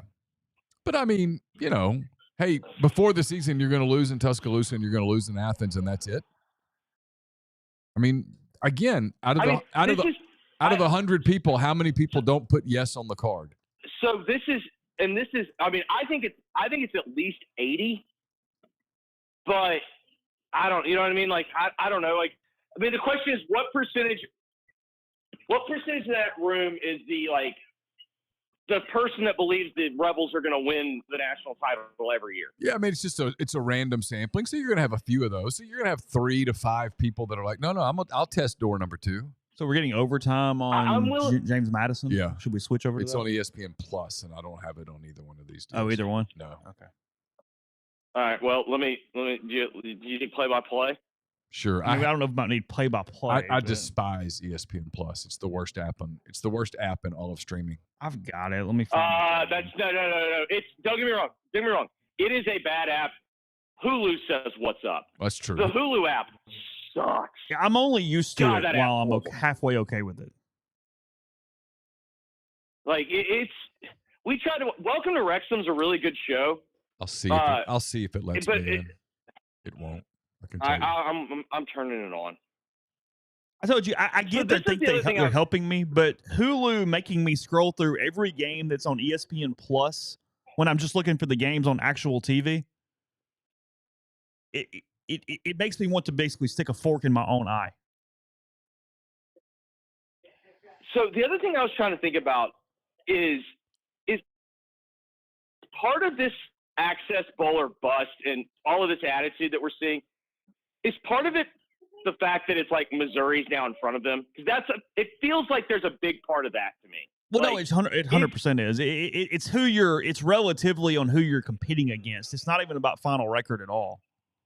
I mean, this is the worst app. because it almost feels like I know it's on the. I know it's an hour ahead, so it's like dark-ish. But does this not seem really, really dark at James Madison? isn't it like I thought like the farther, isn't there something about like how north you are? Okay, I don't know. I just like it looks like they're in But Tad I agree. Smith. I mean, it looks like, now I will say here, it's pretty dark. Like it's already, I don't know. This is just the most depressing time of the year. You look outside at 4:30 and you're just like, gross. Okay. 2nd and 6 for App State. But I mean, to your point, it looks significant.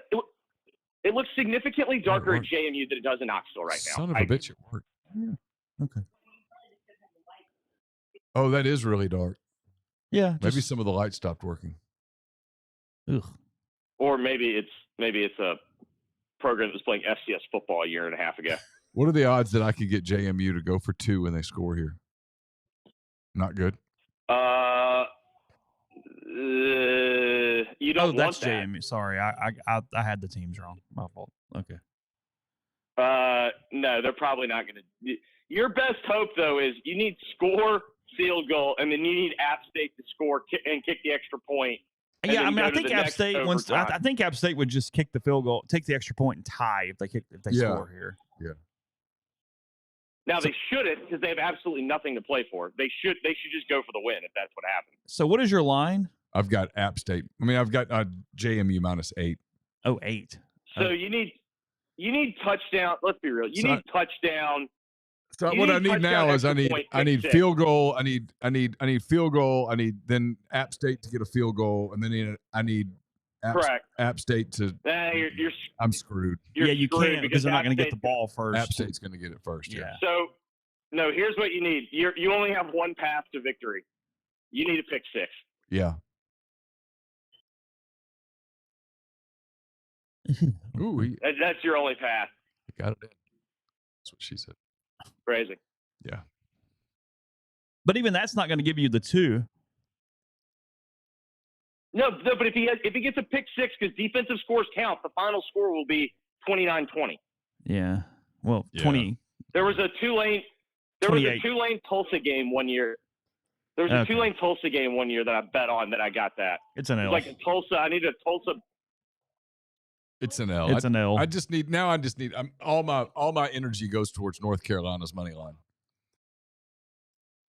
They're down 14-7 at the half. So Clemson punched it in? Yeah, it's 14-7 Clemson at the half. I need Dabo. This Arizona-Utah game was so bizarre. Like Arizona's it started good. Like torrential. I know, but it was a torrential downpour at one point. Arizona's good.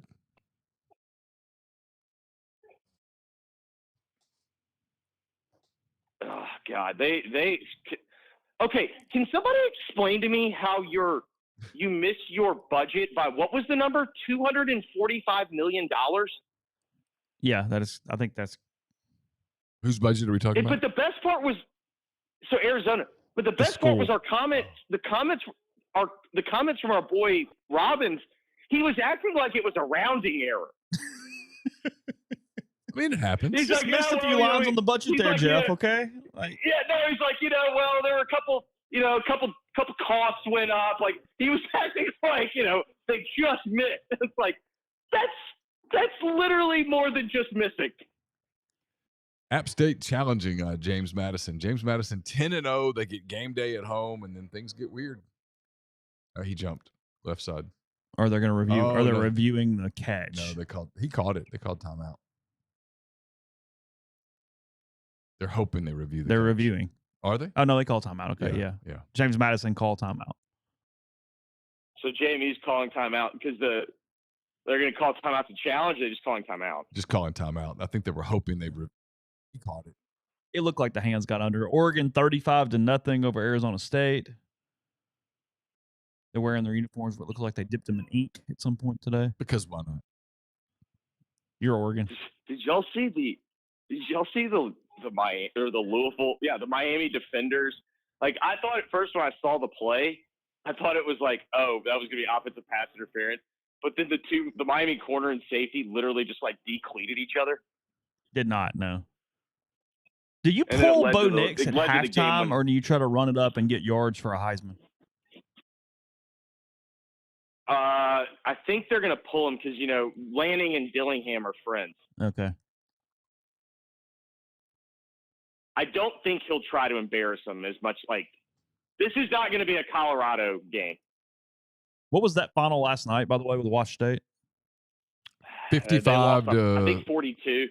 Yeah, 55 to 16 or something like It's that. an incomplete pass, guys. Calm down. It's fine. The most significant thing in the Georgia game just happened. What's that? Brock Bowers went in the injury tent. Oh, that's not good. What's that score That's right now? literally the only thing that. And Georgia's got the ball, I think 24-7, or 24-10, and they've got the ball at, I don't know, close to midfield. Okay, he's back. He's back. So I guess they showed the clip of him going in the tent, and he came back.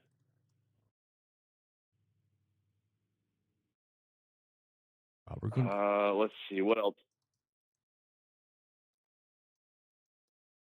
What? Okay, seriously though, if he loses to New Mexico State, what happens? They They just write it off like it's whatever. Can you still blame that on Brian Harsin? ULM. No, it'll be a bad offseason. Can't blame it on the next guy. It'll be a bad offseason. You're gonna have to kiss a few extra babies. App That's State the hasn't type won yet. of It's loss- 3rd and 8. We have an injured Mountaineer, it appears. Right, that's the type of loss that when everyone goes, "Oh, he's getting 3 years," that's the type of loss that if you don't win the right games next year, you're in trouble. For sure. Absolutely. And I hate that for him. in today's Real shit. college football, you just don't get 4 guaranteed years. I don't think you get 3 guaranteed years. I think you get a guaranteed second year unless you're Zach Arnett. No, but I mean that's in the end. That's why these deals have gotten so big. Like you're getting paid to get fired. Tommy, good to see you wherever you are at on your route today, headed toward or back from Montreal. Someone says, "What's the This best?" Buffalo and Buffalo Wild Wings commercials looks really creepy. Yeah, he's huge. That's not good CGI. Like I'm bothered by this guy. He's in. That's Aaliyah's least favorite. Oh, he's in. Touchdown. That's Aaliyah's least favorite commercial right now. That Buffalo Wild Wings, that is horrific. App State just beat James Madison. They did. Yeah, that's Aaliyah's least favorite commercial. The one, the barbecue bourbon, whatever wings. Yeah. I gotta admit, that's an elite celebration by that quarterback looking right at that student section. Yeah, he did. Oh, that was elite. He did. That was tasteful. What are we doing? Very we're reviewing? tasteful. Very tasteful. I can't hear you. The James Madison coach is mad and wanting a review. I mean, review for what? He scored. He scored. That he did. He's pointing at the video board saying he didn't get in. I already flipped it off because I was like, I didn't even know what there would be to review.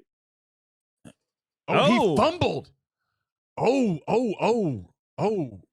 Oh, so I got to go back? That's a touchback. I don't know. That is it's really close. That is so close. I feel so bad right now for the review guy. He's probably lucky that it's in that arm that he gives him a hold chance. on. Here's going to be the best view. Does the ball ever make it? Yeah, I think he's in. The ball makes it. I think he's in. At minimum, it has to stand, I think. I don't think there's enough there to overturn that.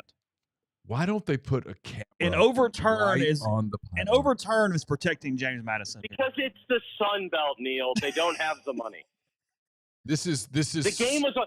By the way, has this ever happened? The game day game was on ESPN Plus. Oh, that's a good point. This is so close. He's in, or at least you can't overturn it. Oh, that's what they held it. Stands upheld. That kid's like, oh my God, thank you. Oh God. Whew. Wow. Can I hedge out of this Auburn game? I mean, look, New Mexico's going to win. I mean, Auburn's going to win, but at halftime, 194-116 total yards of New Mexico State. And Ken Williamson's crew on the Plains, 90 first half penalty yards for New Mexico State. 90. He is not afraid to throw a flag, is he? Good God. Sorry, JM. My bad. Things I did not think of when we were setting this up, among many things.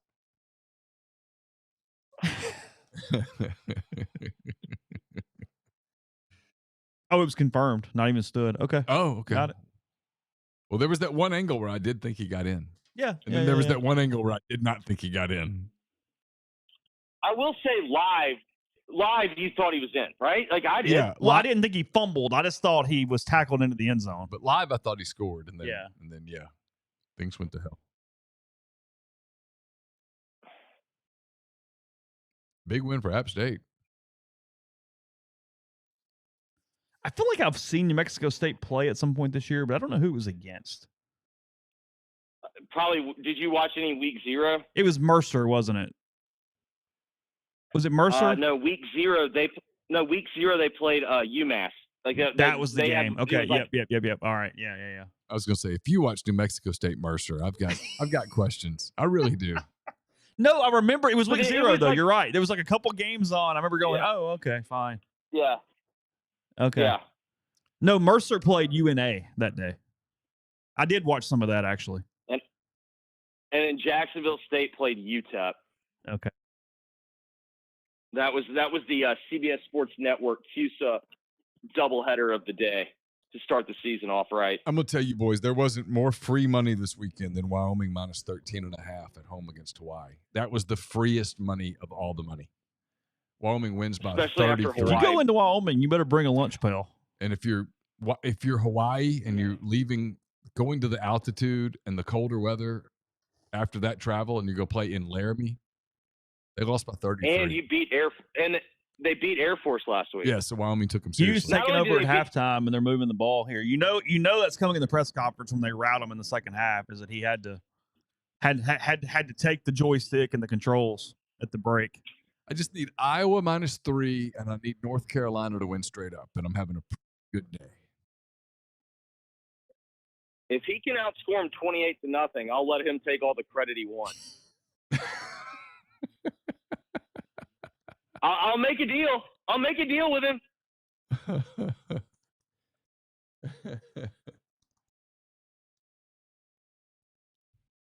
So Oregon scored again, 42-zip at halftime.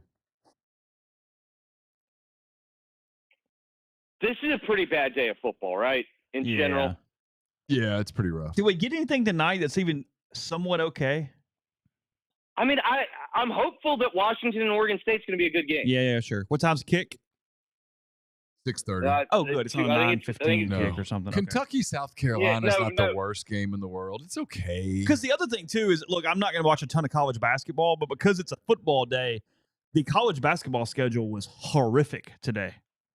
Like, nothing. But you got to also remember, ESPN has the F1 race tonight in Vegas, so they're going to – most of the stuff ends at like whatever 7. Like it's possibly the best basketball game today in the country was Mississippi State, Washington State. Ooh. That was played during their football game, right? Yeah, it was 11 o'clock. I mean, today. I assume it was one of those tournaments. So I assume that it wasn't. I assume they didn't have a basketball and football game going on concurrently at the state, whatever at Starkville. Yeah. No. It was a tournament somewhere. That feels like that's in a ballroom somewhere in the Caribbean. Yeah, it's Bulldogs and Cougars matching up. Yeah, that's somewhere where there's just a bunch of 65-year-olds like that are lit on frozen margs. I don't know. I saw a decent amount of the state media at the high school playoff game last night. Oh, were they all there? Yeah, they were covering Starkville. Okay. Yeah. How'd that go? I saw Robbie from a distance, but I didn't okay. speak to anybody. I don't know. Did you talk to Braylon? I left before it was over. Gotcha. It was clear I'll tell you who I like is for the recruiting side here. And I actually want to. We need to do a podcast with segment with Sixky to talk about some of the Starkville players because he's seen them twice now because they played Oxford twice. The Petty kid that's committed to Illinois. Yeah, he's good. I like him now. I do too. I mean, this is probably blasphemy. From a ceiling standpoint, Burnside has a much higher ceiling. I get it. Mm-hmm. But you just want to throw some $100 on a better career? Petty. More consistent. Higher floor. Yeah. Yeah. Good player. Yeah. Well, a lot of people think Burnside's a DB at the next level. Yeah. High school, Mississippi high school football. Tupelo got knocked off last night. So Starkville, Madison Central. It's 3rd and 17. He's about to start do what? He's about to start cooking here. Oh, it's 3rd and 17. Oh, God, Montgomery, you got to call a better play than that, Phillip.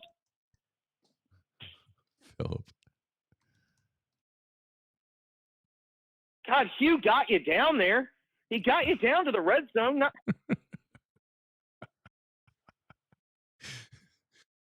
I don't know whether this is entertaining podcast or not, but it's really funny to me. It's probably a good stream. Like when you turn it on tomorrow, we're watching in real time football games. It's almost not even worth putting up in stream form, but I mean, in podcast form, but it's a funny stream.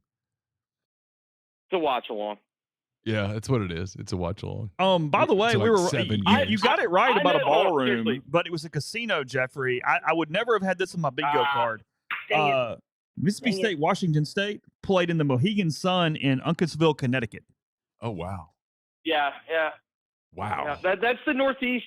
That's the big casino in the New England. It's the one that always used to host the billiards tournaments that would be on ESPN, and you stumble on them and watch a bunch of pool. Yeah. Jeanette Lee versus Allison Fisher in Uncasville, Connecticut. I'm pretty sure also that's the arena where one of the WNBA teams, that's where they used to play. The Connecticut Sun? Yeah. Yeah, that's correct, yes. And didn't they mostly just draft Huskies? Oh. I'm pretty sure, yeah. But I mean, now that wasn't really a bad strategy for a very long time. We're going to take all the UConn players. Okay, fine. You want someone to come to the games. I was just saying, well, in fairness, those women have also been professionals for longer than anyone else. That's true. That's very true. Oh, pick that off, 29. Let me tell you what What's your take on Gino Auriemma, Jeffrey? He is the ultimate of he should be a college football coach because, it's kiss the ring. And as soon as everybody else started doing the same stuff he was, he would get very butthurt. Yeah. Yeah. He's the best front runner, in the world. I mean, correct. 100%. There is not a better front runner. I mean, he's the guy, a few years ago, they had the female basketball player that was the number one recruit in the country, and we were playing Duke. And she was on a visit to Duke. So she's sitting in the front row, and he walks in front of her and goes, "You really should go there. They need you more." During the game. Yeah. No, he's women's college basketball coach K. He's he likes to talk about how classy he is, and he's the biggest sore loser of all time. But he's unquestionably he's a great coach. He's got a great record. Duke is almost just likable now with K gone. I just can't find any hate in my heart for them. I can't hate Shire, but when he showed up during that Arizona game and he was sitting there on the baseline, and I saw that Arizona shot go through, and you see him just immediately get up and leave, just like he left the Final Four game without shaking Hubert Davis's hand. That I was just God, I miss him. God, I miss him. So Bama final was 66-10. Okay. I'll give you guys a pick tonight that I don't hate. I don't hate FIU plus the 29 at Arkansas. The only problem is I have watched FIU. They are so bad. They are. I'm just looking at some of the 32 though, Jeff. Some of the photos from Fayetteville tonight. Ooh. No, but it's down to 29. But you got to understand, I've been playing with fire. I took South Florida last night and got beat. I was pretty sure Lane was going to call a play. Had they not had that brouhaha on the far sideline, I think Lane was going to let them run two more plays and try to score. Like I've taken some big numbers. Like, guys, we got the ball at midfield.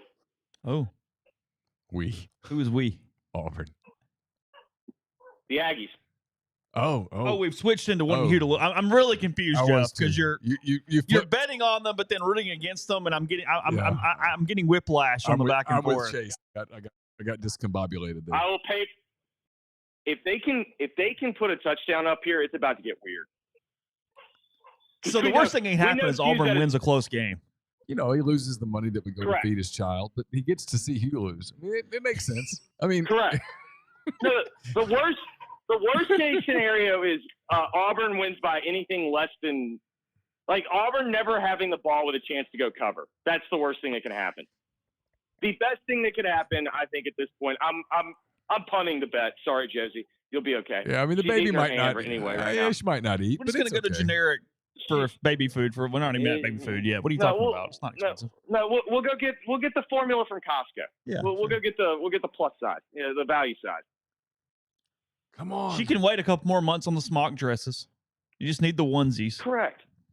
That's like Neal's hack anyway. He thinks it's ridiculous to spend money on baby clothes. You just need some onesies, man. We everything gets dirty lucky. right away. Well, one of Aaliyah's work friends had a daughter, and she gave us like a ton of stuff. There you go. Win. Is this a flag? Is this another flag on New Mexico State because they're driving? I think so. He looks like the Crypt Keeper. Skeletor. He does. That's a first down. That's a first down. Look at that play action pass. Look at the Hawkeyes. Let's go. Yeah, they called a hold in Mexico State. I'm shocked. Got to protect the Tigers. Whoa. Got to protect the Tigers. Is that their coach? Does the SEC? Yeah. Yeah, Jerry Kill. Oh, is that who it is? Yeah, he's ancient. Yeah, So Auburn declined a holding really penalty to make it 2nd and 17 to make it 3rd and 7.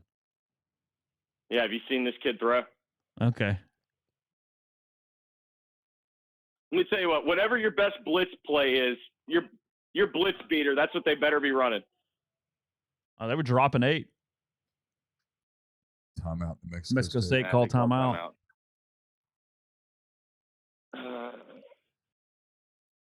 I am proud of the fact that we're not breaking down Ole Miss 35, ULM 3. I'm glad that we have advanced past that stage where we're just like, okay, it was what it was. We'll get to Thursday. Or even like, yeah, I mean, I give everybody credit here too. Like, hey, go win 10. The Egg Bowl is what matters. Like, to go, hey, well, they got 9. That's good. No. Yeah. Whatever.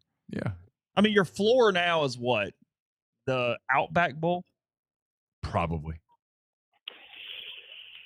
Yeah. I mean, or the Gator. I mean, whatever they call one of those other Florida bowls. Do what? So they'll stay ahead of Tennessee. Yeah. LSU could catch them. LSU could win out, go 9-3, and end up in the Outback, and catch them, and they could end up because they also were in the Outback 3 years ago. Yeah, but I bet I count on with Neal especially if Daniels wins the Heisman. First down. Let's go. If Daniels wins the Heisman, I'm kind of with Neal. I think they're going to be a pretty attractive. What was this Ohio State line? I think they're going to be pretty attractive. It had to be in like around 28, right? Yeah, it was pretty high. Oh, we still have a half left. I didn't even. Speaking of dark, look how dark that stadium is. Fleck always plays those games. Like, he never plays them to win. He plays them to just cover and not get embarrassed. Oh, we're running. Oh, look at that. And it's set up. Let's turn the corner. Let's go. Nope. No dice. They don't turn the corner. Hey, he got 15 yards on it. Take that, Parham. That was a well-designed play. Ohio State picks it off, so they're headed in to make it 34 here in a second. This is tough because Neal and I'm on Illinois money line. Drew wants to know if Hudson Wolf got hurt again today. Not that I saw. None of us had noticed that. Now they had that whatever that was before the game. I don't know. I just kind of think we're getting to a point with him where you can't count on him. I mean, nothing against the kid. He's a great kid. I just think we've hit a point where you can't count on him. Priest Corn did score his The first FIU touchdown li- today. The FIU line is down to 28. Yeah, I don't hate that. By the way, It's still a key number, though. I'm going to read. Whoa. They called that on Iowa. What? Big Ten referees, man. They called that on Iowa. It's totally fixed. Illinois guys going, yeah, see, he did that. Mm-hmm. Do you guys want to know what the going rate right now in the transfer portal is for a pretty good group of 5 offensive linemen? What position? Center. Oh. 250. You nailed it. Yep. Because I've heard tackles are going for 500. 250 for a group of 5 center. Because there's just what a throw! What a throw! Smell those fingers, baby! Hell yeah! He's a little ahead of us, I think. Oh, is that on the cross? Oh, that was a decent throw. Oh, what a big boy play! I mean, that was a lot of celebrating for just a first down, by the way. So this is my question. Boy's though. hyped up. Neal, what does average SEC quarterback go for?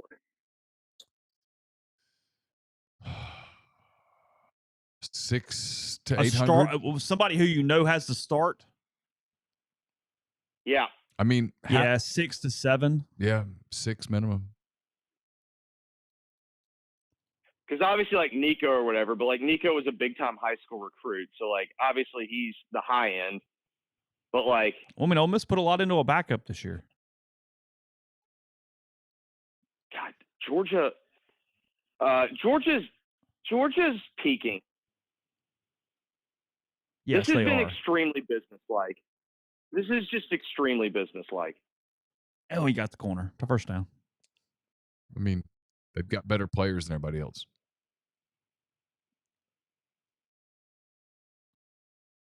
Why does Mexico State not have the players' names on the back of the uniforms?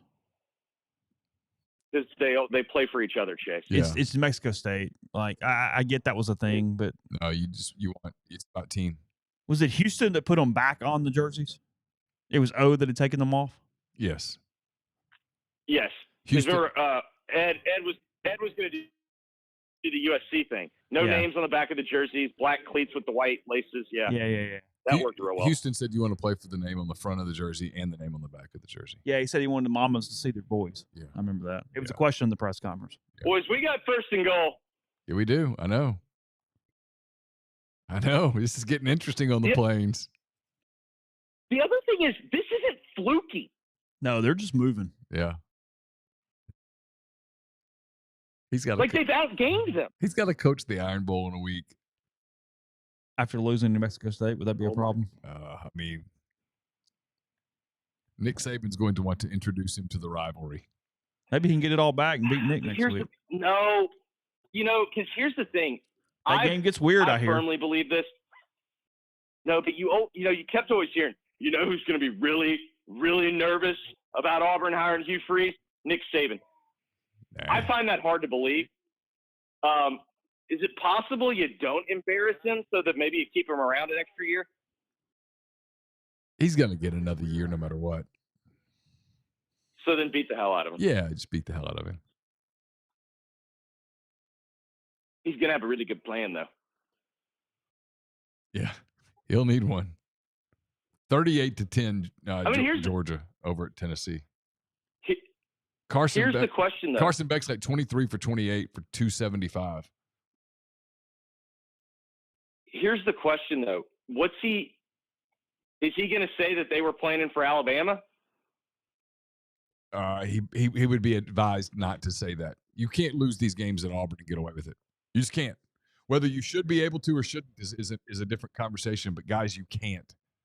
They don't forgive those games. It's perception reality. You're acting like I've been the one. I've had to explain to Auburn fans what they are. Like they don't believe it. They did this whole like we're gonna No, it's like we're going to be patient. And it's like, no, you're not. That's not how you are. Nope. Bingo. Do you think Iowa even has a play in the playbook for 2nd and 20? I mean, do they even have anything drawn up? Yeah. He's about to chunk it. Look at this. Yeah, it's the same. It's the same plays that they run on 1st and 10. Like, they're not trying to get the spin first zone, spin zone. I turned on a brain drain for a second. Okay. Okay, Jeffrey, you ready? Yeah, let's hear it. Yep, I'm ready. Are you good though? Are you really sitting down for this one? Hold on. Yeah. All right, I'm ready. It's the most Pollyanna possible thing. Brace, hold on to the edges. It's going to be completely fine. It's actually symmetry. This is Auburn's La Monroe. Oh. So that happens in year one, and then we're good from here on. You just have to get the roster in place. You have to have your 9/11, your Pearl Harbor, as Nick Saban said that day. I mean, I don't keep up with it like y'all have to. I mean, like, I don't get the sense he's killing it on the recruiting trail. No, he's not. They did a good job. They've been fine. Right, but Saban had the #1 class coming in. I mean, when he lost to La Monroe. Yes, Saban. Yeah, but like my point is like Saban was recruiting at a very high level that year, and everyone knew it. Look at the punter. Look at punter. I mean, he's still. Yes. What's his? Oh, come on! You got to. What's his quarterback move going to be? Portal gonna get one. I guess he'll try to go buy one. Well, because I can tell you it ain't going to be Peyton Thorne. But here's the thing: if you're $1 million player at quarterback and you've got multiple options, are you choosing Hugh Freeze? I mean, I'm not. Is Hugh bringing in some receivers? Yeah, but are you picking Hugh Freeze?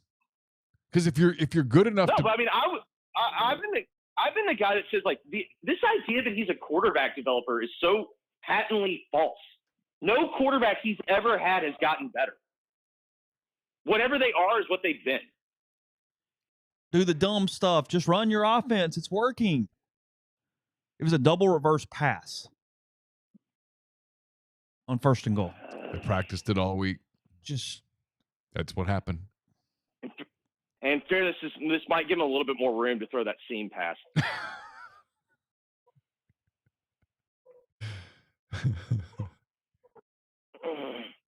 Is it mealtime? Is that why she's fussing? I love how he didn't even. No, it's not mealtime, is it? She's fussy because let's see. I think it's about that last nap time. Oh, okay. Yeah. I can relate to that. She's just a fuss pot. Oh God, no. This has not been the best series. Just kick it. Just kick it. Kick it on 3rd down. Like, I don't care. Just kick it.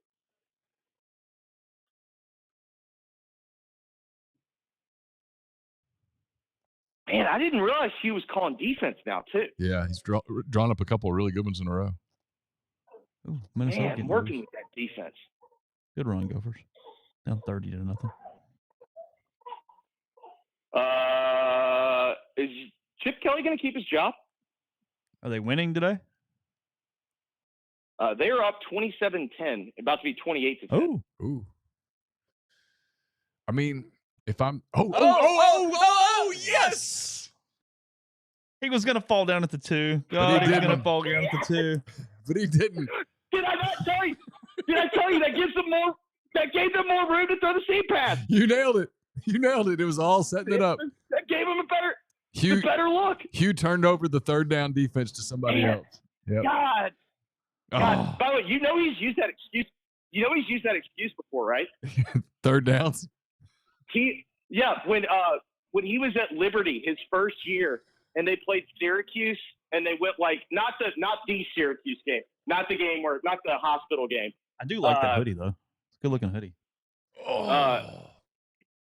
They were like 1 of 21 on 3rd downs, and Hugh came in and he's like, we really did try to work on it. I was helping Ken trying to get his 3rd down calls right, but we couldn't get there. Of course, I had 1st and 2nd down. Like, it's just like, are you freaking kidding me?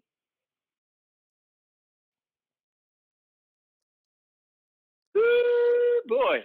Hey, at least this guy does really well when he's under Okay, pressure. New Mexico State's helmets, because we're only in the quad box. Does it just say state, or does that say like New Mexico in really small writing on top? I'm pretty sure it's just state in cursive. So what is the little weird line at the top? But so Aaliyah says she thinks it says New Mexico. They're now just slapping hands, so I can't see anyone wearing the helmet yet. Okay. No, you're right. I think maybe it says New Mexico. New Mexico is the through line between the T's. That's a horrific logo. Well, it's New Mexico State. They probably have the smallest athletic budget in the entire country. Who makes their uniforms? Adidas. Oh, do they? Okay. Okay. I'm pretty sure Adidas might make them pay. It's like a high school. We'll give you a little discount, but you're buying your gear. Yeah. You get to buy them at cost. Yeah. They also got a pretty good deal with Schutt. They only had to buy. They're getting buy one get one free on the helmets. Oh, it's Under Armour. Austin says. I thought it was Adidas. I thought I was looking at it. Weren't they Adidas in basketball with Jans? I don't know. I mean, that would have made sense coming to state. Let's see.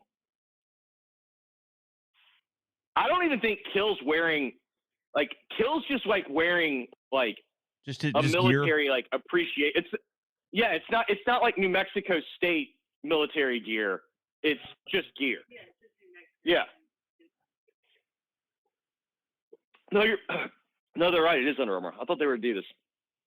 Oh, that's a good point. Yeah, they probably don't have an actual team issued camouflage. That's product. true. Yeah. Well, and also I was thinking about. I'd bet Pepperdine. We don't have the same supplier through sports. When I was in college, Rodriguez had his own deal with Under Armour, but our basketball team was Nike. Okay. I think our women's soccer team was everyone had different deals. Oh, really? There wasn't a school issued deal. Yeah. That's by the way. That's life in the to act like this is the same world as SEC football is unbelievable. Oh, I was expecting the flag there just to give them one. Oh. Oh, I thought for sure they were going to throw it. Yeah, they didn't throw it. I think they actually deserved it. I think it was interference. Yeah. Are we sure that the SEC office? Are we sure the SEC office is rooting for Hugh Freeze? No. I feel quite confident that they're. You don't think Sankey's blood pressure is as high on this one as it would be if it was another team? No, I have my doubts. He hasn't earned protected status yet. That's a good punt. It's not an Iowa punt, but it's a good one. I mean, did Auburn just punted? Yeah, 3 and out. Oh, yeah, sweet. I mean, that's terrible. I mean, Iowa's punter could catch some money on the market. Oh my God, guys, he looks like he's seen a ghost. I do like his hoodie though. I like his hoodie a lot. It's a really good hoodie. No, I agree. The all white hoodie's nice, but great. that doesn't look like a man that thinks they're okay. Well, I mean, the crowd there has to be. Oh God,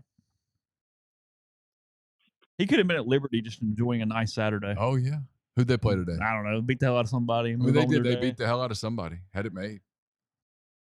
In fairness, would he? He could be at home right now. Liberty, have a lemonade. The problem that he has right now, a styrofoam cup lemonade. Yeah, one of those. Yeah, absolutely. Oh, absolutely. Let's see. He'd have to beat New Mexico State at Liberty too. Have a better chance there. Jim Brian Logan, thanks for the super chat. He says, "What's the latest coaching update for Texas A&M and Mississippi State?" There was a lot of Jeff Lebby talk with Mississippi State yesterday. I have no idea. I haven't put any work. It came from everywhere all of a sudden. I haven't put any work in on it. It's just not my job, and I just haven't put any effort into it. I'm almost disappointed in myself that I'm not particularly interested in the Texas A&M thing. It feels like they're still waiting to make a splash, and they're just having a hard time doing it. It kind of has a Mike Elko, Jeff Traylor feel to it. Traylor was a trial balloon, though, right? I think so, and it went over kind of lukewarm. He didn't even attempt the denial on the interview last night, though. Did you hear that? No, what did he say? So no, that's why. Here's my theory, though. That was when Hugh leaked that Lane was the leader. I think Traylor was leaking his own name. So Traylor, he was asked about interviewing, and he gave this big long thing about how it is senior day for 18 guys, and just any second spoken about Jeff Traylor and not Frank Harris is basically an abomination to society. And that was his complete answer. Okay. He didn't even mention anything about the actual question at all. Just simply, we're here to talk about Frank Harris. Man, Bulldogs did cover with that pick six, so 41-20 over the Eagles. I do get. Oh, that's wrong game. Oh, come on. I know. I've got it. North Carolina. I need that score. You got the score. Yes, sir. Let's go.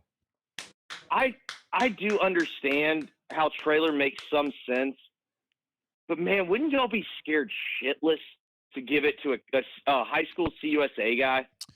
Yeah, I mean, I know him a little bit, and I mean, I've met him a time or two, and he's a good dude, and he's a really good recruiter, and his teams win. But man, $77 million so that you can hire the guy at UTSA just feels like a reach. Now, where I give Lucci credit, it was still going to be an insane number next year. Wouldn't it be like $65 million next year? Yeah, it was. They had no choice but to do it because they made up their mind. Thanks to OxyFresh MSAL for the super chat. He says, "Thanks for all y'all do, guys. Don't forget to get your carpet cleaned this holiday season. Happy wife, happy life." That's OxyFresh MSAL. Ooh, boy, this is a sad field goal. I don't hate that advertising right there. It's a good job. That's a good job. That's how to do that. No shame at all. No, I'm good. Amen. Need a third down stop here. Come on. I would like for New Mexico State to have run the ball a little more on this possession. Nice play, Hawkeyes. What happened? It was 3rd and 1, and we pushed them back. It's still 10-9. Yeah. Going to the fourth quarter. Down a point. Your Big Ten hatred is just, I mean, it's bad. It's obnoxious. It really is. I kind of want to see Ole Miss Iowa in a bowl game. It's almost like I don't. It's almost like you're unwilling to concede that there are some bad SEC football games that are played. That's not my argument. I just like offense, and we don't get offense. No one scores. Auburn has 7 points. Auburn has 7 points. Auburn. Chase's problem is, I will say this: the Big Ten West is a painful brand to watch. It is. It literally is. Everyone knows that no one is in a talent-rich area that can recruit offensive players. So everyone plays the same game, which is this stupid ball control, don't screw up, and pray the other team screws up. It's not a fun brand to watch. I will say this. Someone asked earlier, what are the good games tonight? Texas, Iowa State at 7 o'clock is not a bad game. Oh, no, it isn't. I hope it's a bad game. You got Longhorns? Oh, yeah. Targeting.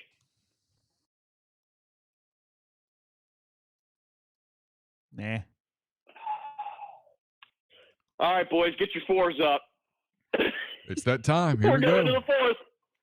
We're going into the 4th. Get your 4s up. I think we have to stay here for the 4th. I really do. We have to celebrate. I kind of had decided I was going to go, and I was like, fourth quarter going to Auburn. I think we have to stay for the fourth quarter.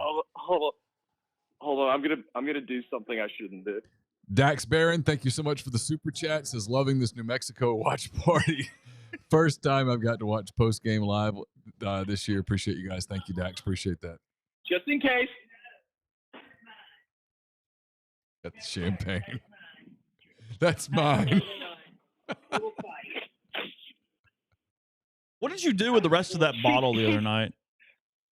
Poured it out. That stuff was disgusting.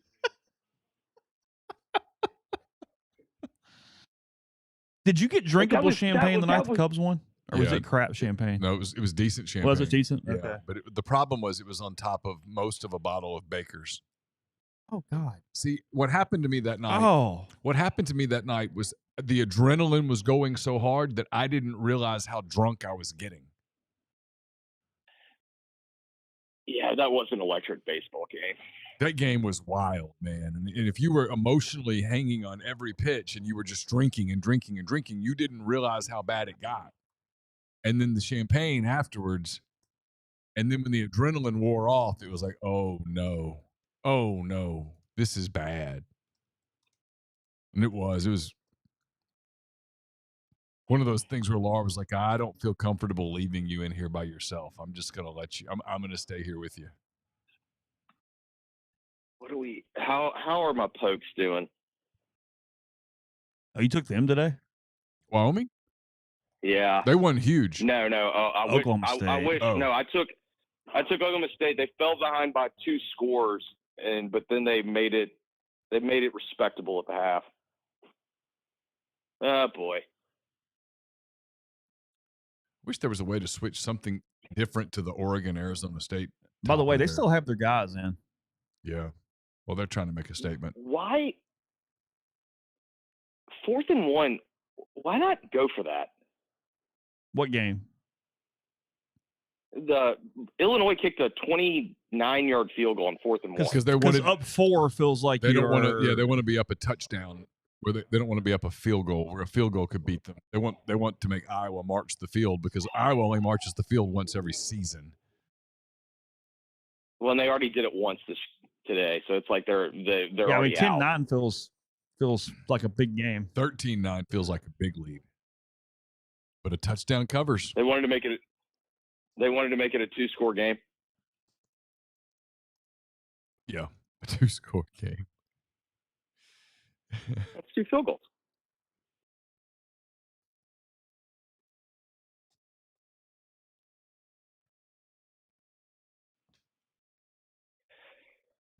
Oh boy! Woo. All right, so we're punting. It's 4th down. We're punting from what? The 45. I can't even remember where it was. The TV timeouts are so long that you lose. Oh shit! What's he saying? He's like, Taylor, what's going on, babe? What you doing later? I mean, Well, yeah. She's an Auburn grad. Oh, I'm sure. Lack of execution has been pretty bad. I'll put it all on the players. Oh. Lack of execution has been pretty bad. Oh, fake punt! Yes! Go, big boy! Oh, Just hold the ball. Oh, look at you. 2 hands. 19. Look at Oh, 19. my God. Look at 19. Dude. Big balls. Watch this. Oh, yes. They didn't even think about covering the edge. They didn't execute that at all. Look at that. Oh, yes. Look at big boy. Look at big boy. I didn't. Picking them up and putting them down. He's gonna have to coach special teams next week. He's got a lot on his plate next week. Look at big boy. That's a big moment for my guy right there. Grind, you are showing your love more than I can ever imagine hanging in this stream. Like, I love you, man, because Yeah, I understand. I do love get grind. I do love grind. Hey, in all seriousness, if we do that golf tournament, you got to come over. We got to find a weekend where you can come Yeah, for and sure. hang out. Ooh, boy. Nugget. Tight booty holes on the plane. Oh, it's getting tight.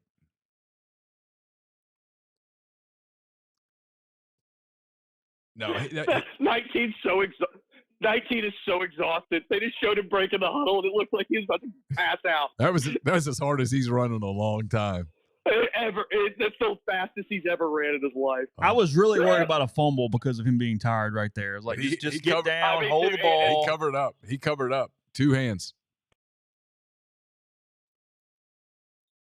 Now we get to work a little clock.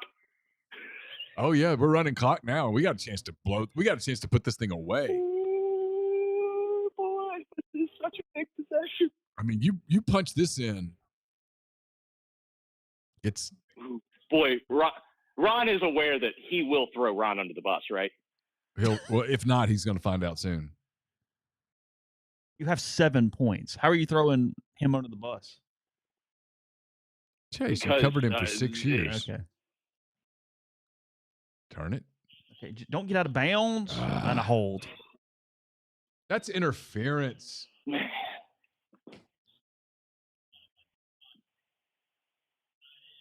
How do you hold on a play where you lose a yard? Ask the Ole Miss offensive line. How many holds they have today? They get 3. taught to hold. 2 on Kern, 1 on McIntyre.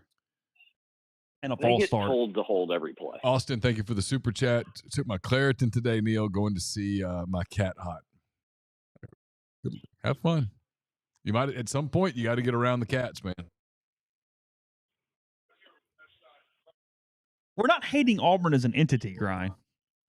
It's not the Yeah, this establishment. No. This isn't really Auburn. This is one person. But now I will say Auburn is the only school that would hire this person. Well, they tried to hire somebody else.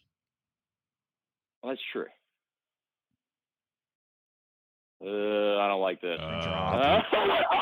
Don't beat New Mexico State right now, okay? Like, don't. All right. Iowa into punt. Kiffin would have beaten New Mexico State today. Got the whole field. Boom. Let's see how far this one goes. Not far. It's just an average punt. Oh, the throw wasn't great. I love how this kid for New Mexico State, he throws the football. Like, have you ever seen, like, when a 7th grader has to throw the high school football for the first time, and you can tell it's so heavy, and, like, he has to, like, cup it underneath so that he can, like, get his whole weight. Like, that's how he throws as a college football player. I mean, it's 2nd and 20. Don't you just run it twice and get some clock out here? Oh, he's open. Oh, well, now we're in business. 3rd and about 2.5, 3. 3rd and 3. You kick the field goal, you go for it if you don't get it here. Do you go up 13? I go for it. And give him the long field if I don't 17. Get it. The difference between 17 and 13 is massive. 3 scores versus 2 scores is massive. Liberty played UMass today, by the way. I think. Well, those are Hugh's guys. So Hugh at least won a game today. That's a good point. How old is Jerry Kill? Got to be pushing 70. 60 something. Hey Siri, how old is Jerry Kill? 62. First down. First down, got down. How did that play work? There was nothing there. Just grit and determination, man. I can't say. I used to do. This is a move that I would do. When you're so small as a runner, you do get lost in the wash. They can't find you. Yeah, that's true. Because there's just bodies in there, and it's like you kind of get low enough, they'll overrun you.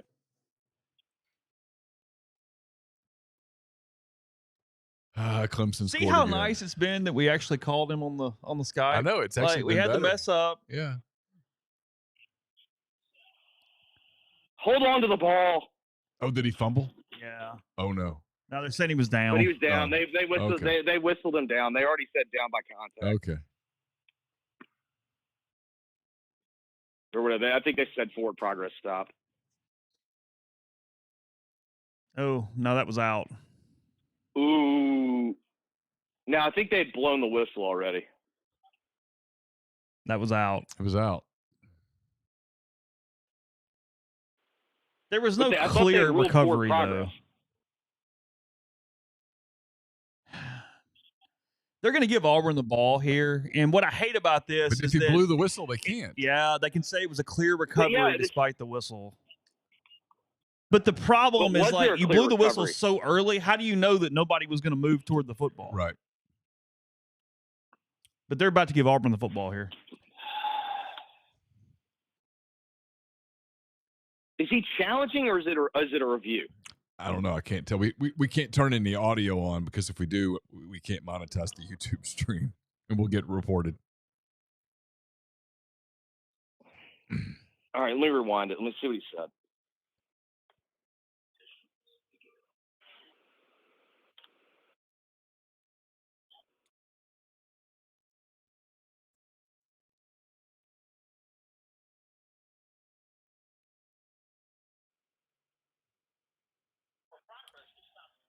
Memphis Rebel, thank you for the super chat. He says, does the coaching carousel schedule change after the arrival of the 12-team college football playoff? That's a good question. I hadn't even thought about that. No, not really. I wouldn't think. I mean, if your team. What was the question? The question is, it's a good question. It really is. It's a good question. I've kind of stopped myself answering 3 different times. The question is, does the coaching carousel schedule change after the arrival of the 12-team college football playoff? My suspicion is no. Yeah. But I'm open to what I think the 12-team playoff is going to do is that the 4-team playoff, they tried to think that having the access bowls with the playoff, that the access bowls would still matter, like that they'd still be a big thing, whereas they've largely just been kind of meh. I do think what the 12-team playoff is, like the 12-team playoff, all the quarterfinal games, those are all going to feel like what it used to be to go to a really big bowl game. Agreed. Like that's going to be a significant accomplishment, whereas now it kind of feels like whatever. Agreed completely. Yeah, we made the playoff is going to be success. Correct. Yes. But my suspicion is because, I mean, I think when she's blowing the driveway. When Brian Kelly took the LSU job while his team still technically was alive for the playoff, that kind of told me like that's where the carousel's going. Yeah, that's fair. Nobody. Yeah, I guess you can make the argument.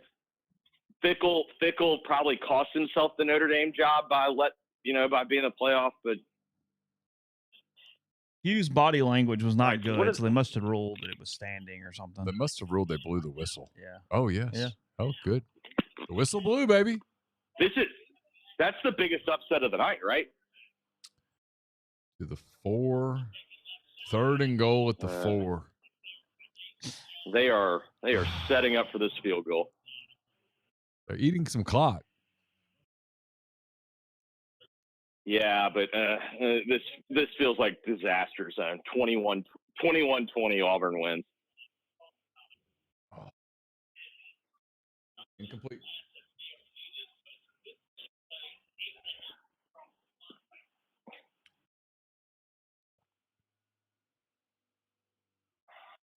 She was doing some sort of Christmas decorations out there. She likes doing arts and crafts right now. What is this flag? What are we talking about? Laura. She was painting a curtain rod. Oh. She was changing the color of one of your curtain rods. Oh, because the girls are coming home. Yeah, she said they're going to hang it on Monday because you and I have this in common. She said we don't do power tools. Yeah, no, we pay people to do those things. I do. So, and that's smart. You know your weakness. Know your strengths. Know your weaknesses. So don't try to be a hero. What are they doing? Wait, what? Hold on. What are you doing here? What are we doing? What is this? They're calling timeout, which I'm fine with. Yeah, don't do that. Don't do whatever that was. Rope Burns, thank you for the test donation. Good to see you, Rope. There you go. Hey, Rope. Yeah. First super donation. Chat. Good to see you. Thank you, sir. I know my limitations. So if I take a drill to the wall, I'm going to end up now. I got to hire someone to come out and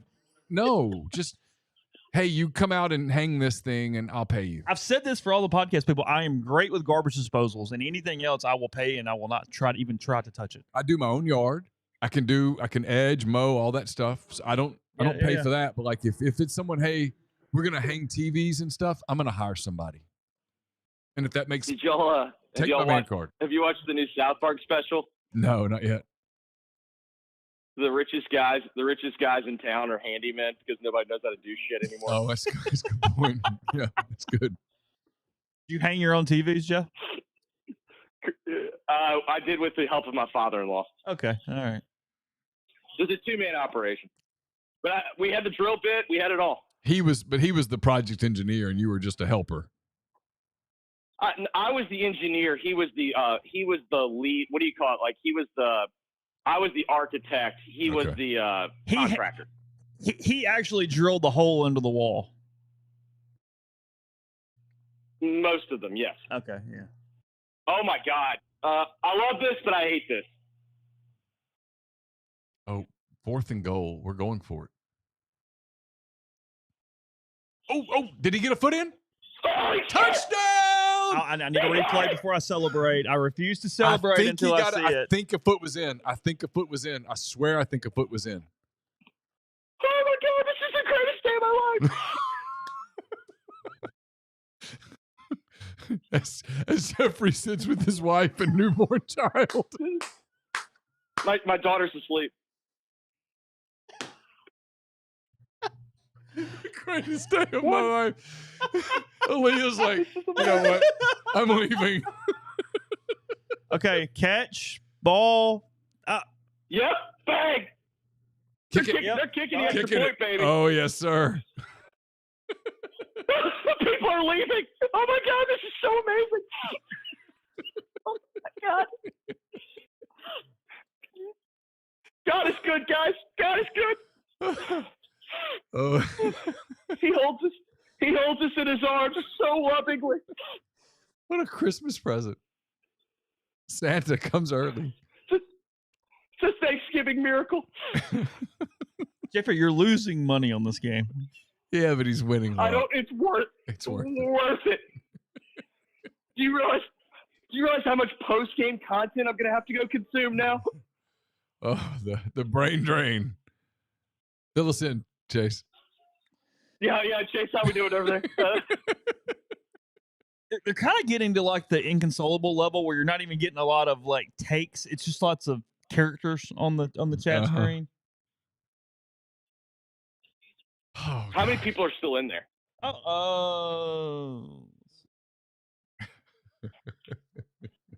198. Oh, they're dropping. I We've got more here. We've got more here watching the hate than they do commiserating. God. They're discussing whether there's enough time to come back. I mean, yeah, but they got to hustle. But we got to get an onside kick at some point, right? You're down 3 scores. And they want Peyton Thorne to go away. Do you really want Robbie Ashford in there slinging it? And they're debating whether this is worse than USF in 2007. But somebody said USF got up to number 3 in the country that year. Yeah, I would say that team. No, they got that was that USF Rutgers game, like whatever, wasn't it? That's a whole. Yeah, that was the year. Well, they called it good. It is the total yards. Brain Drain says this, so I'll take their word for it. 372 to 148. Auburn has 148 yards of offense? Again, I don't know. Wow. Dude. See, the problem here, though, is which side does Hugh claim? You can't really claim the defense this week. No, dude. After this one, you're just trying to get through it. Like, there's nothing. And the people that are doing this, hey, he'll beat Alabama next week. Nah. I don't think so. Does that look like a man that he's not exactly when the going gets tough, he's a grinder. Well, and Bama right now is playing really disciplined football. Like, they're locked in. Yeah, okay. Stats for you while we're waiting on the whatever we're doing up here. Total yards, 372 to 148. New Mexico State over Auburn. Rushing yards, 171 to 70. Passing yards, 201 to 78. These are all in favor again of New Mexico State. What happened? It was the pooch. Auburn has only run 33 plays. Yes, so what 33. are they on third down? Do what? What are they on third down? What are they on third down? That's got to be like 2 for 8. 10%. If they 2 for 8. Yeah. Penalties, New Mexico State 12 for 105. Auburn 8 for 55. Auburn has not been in the red zone today.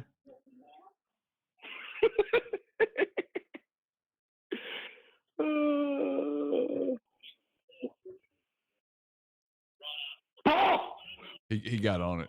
Jeffries. This is the greatest day. I'm locked in. This is the greatest day of my life. I'm locked in. Leah's like, we're gonna have to talk about that particular line. But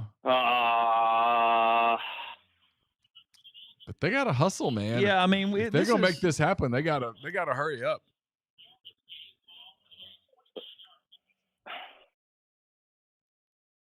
Ginger says New Mexico State is being paid $1.5 million for this game. Ooh, they're getting their money's worth.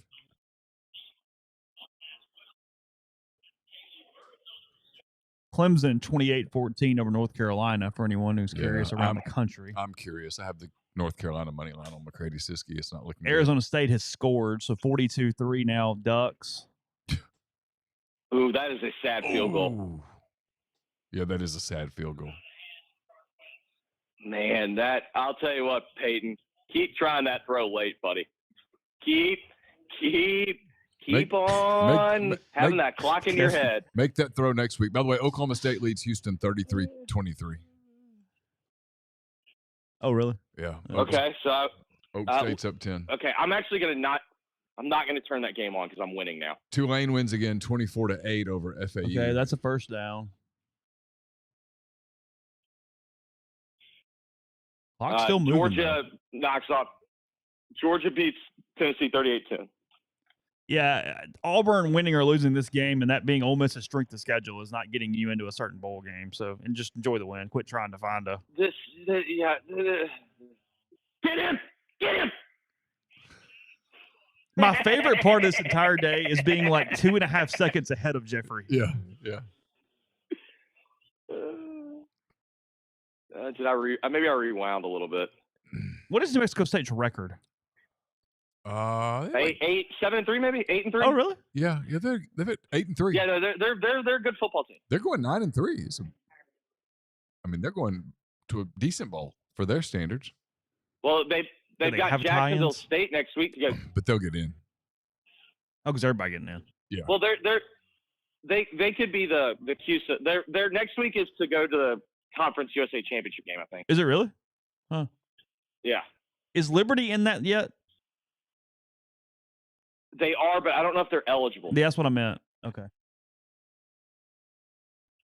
Oh, fourth down coming up. Fourth and a full 4. What do you do? Oh, man. You need 3 scores. Do you go ahead and kick? He's kicking. What a coward. He's kicking. I mean, dude, a miss here, and it's 9-9. He's down 17. He's down 17, and it's 4th and 4. You think Lane would have spent a millisecond on kicking here? That's how you also know he's in a bad spot. Got the kick. Yeah, got the kick. Made the kick. 24-10. That's good. 5:29 to go at Jordan-Hare. 24-10 now. Auburn within 2 touchdowns. Parker said that the ESPN app is already showing New Mexico State in the championship game, so Liberty must not be eligible. Okay. Why is Liberty not eligible? And they're brand new to the conference, like a Oh. change in that thing. And Jacksonville State, I think, is not eligible either. Yeah, that is correct.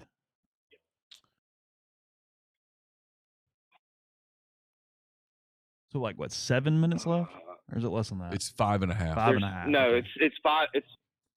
We are now at the point where do you kick deep or do you onside? 3 first downs. I think you got onside. Like literally, you're at the point where 3 first downs, you don't get the ball back. You have enough to kick off, but you better, by God, trust it. You can't give up 1 first down. I think you have to think about onside kicking. Because to be realistic, you need 3 minutes to get when you get the ball back. Yeah, I mean to get it. They have 10 points. They're down 2 full touchdowns. I mean, yeah. I mean, he'll kick it. He'll kick it deep because if you kick the field goal there, you're kicking deep. That's a coward's move. You can make the argument he has given up on winning this game. So what's he trying to do? Like make the score better? Well, he knew he needed 3 scores. He did the very, very conservative thing and go ahead and get in the field goal. But Because, by the way, that is their first red zone trip this game. So he's literally doing the thing where this is his first time getting to the red zone and he's kicking a field goal. But I'm telling you, guys, this is tone deafness. He's at Auburn. They don't accept losses. You have to go. You have to go for the. Like I am in general. I like the idea of staying in the game. This doesn't keep you more in the game than it did. No, this is tone deafness. This is not understanding where you are. He's not. He's at Auburn now. He's not at Liberty.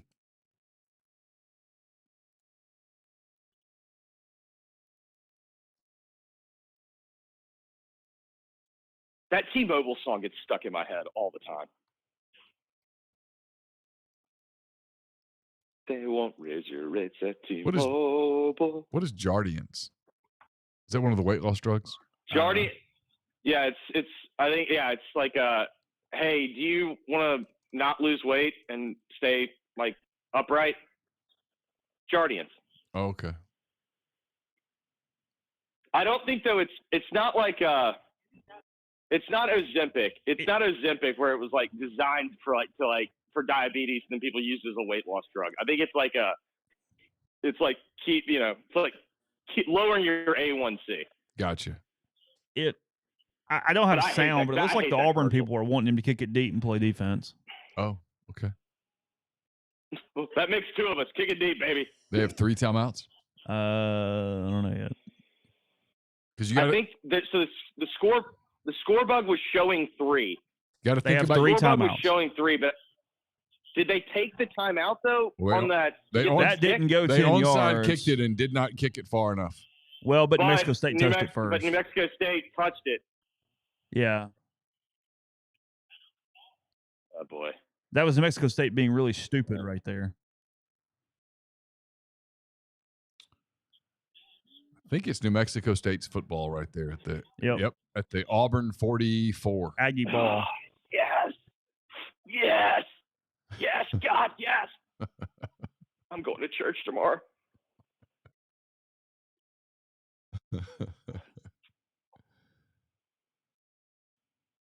I might go. What was that church that he went to in Oxford? That's true. You know what? We're going to put something Pines. We'll go full TV over here. Oh, whoops. Wrong TV.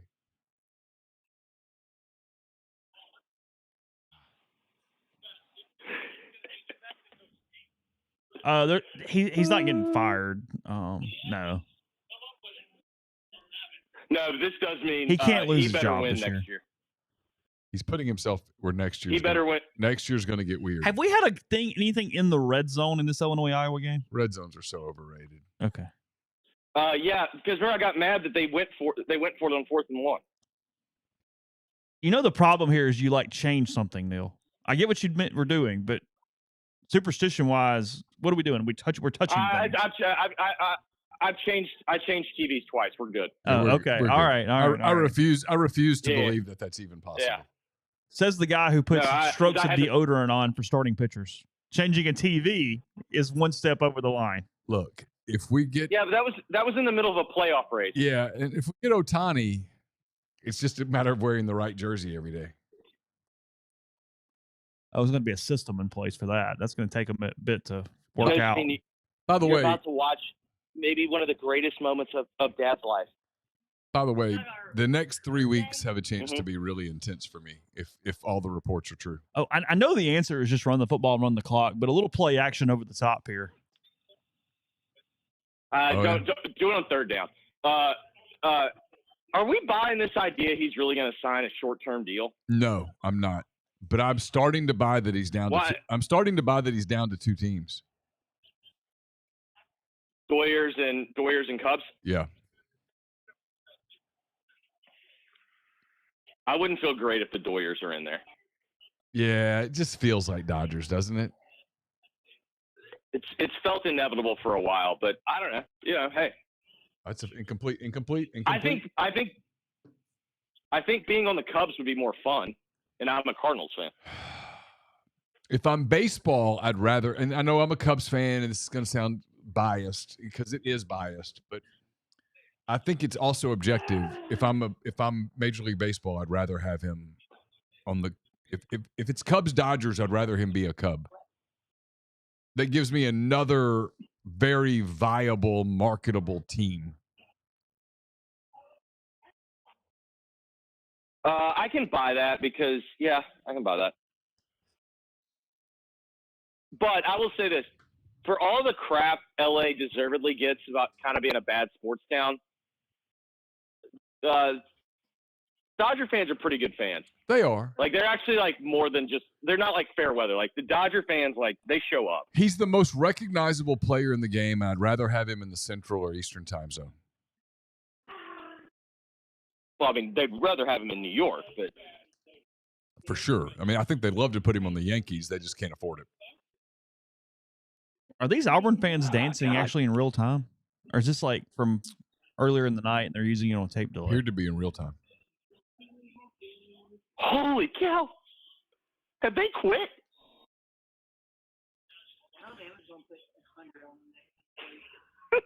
Oh, look at that stadium. Oh, my God.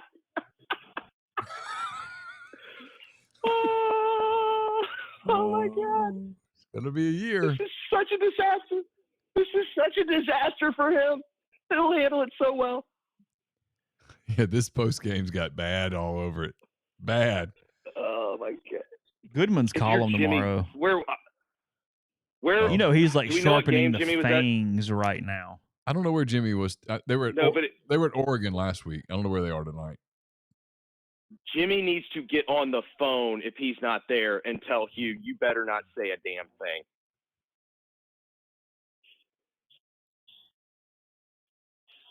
Third and one, third and 1.5. If he tries to do that thing where he puts all the blame elsewhere, like that's going to be so bad for him. No, you have to just eat it. You have to just take it. It can't be on one other person. Like literally, if I'm after the game, like I'm just calling him 1,000 times in a row until he answers.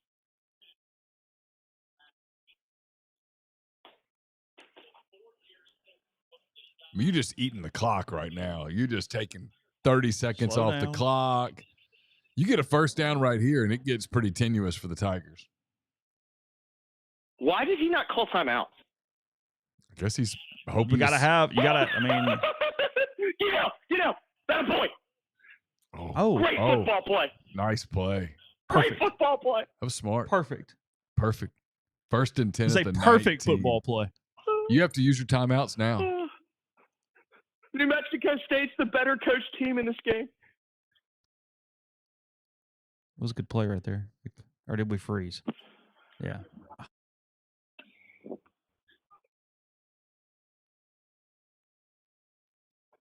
Should be a commercial.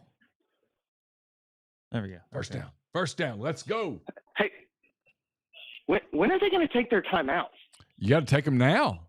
After this play, you got to take all three of them. Boom, boom, boom. You got to. I mean, but if New Mexico State, a field goal ends the game. Oh, and they headed to the exits. Right, but you still headed to the exits. You still have to force. You have to force the issue.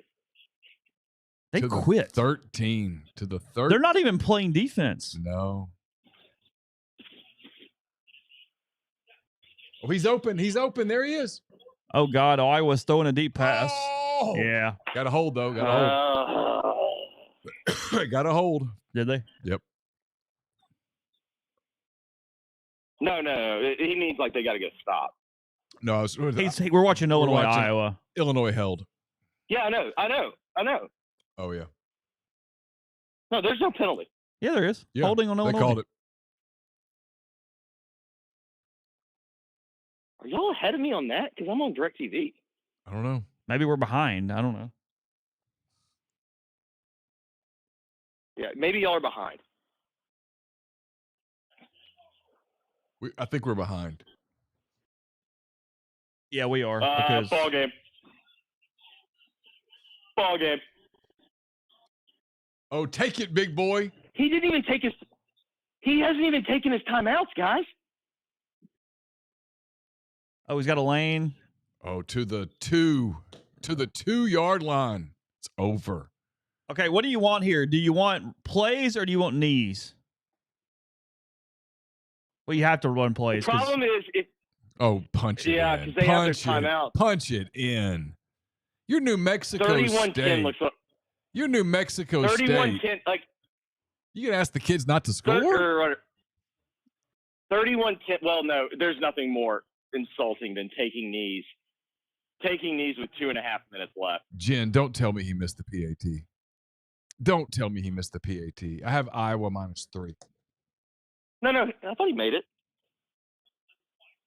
I gotta tell you, I'm getting so many text messages right now. He missed it. Dear God. He shanked the hell out of it. All right, we need a pick 6. Need a pick whatever. 6. Illinois hasn't moved the ball in all half. Times make better men.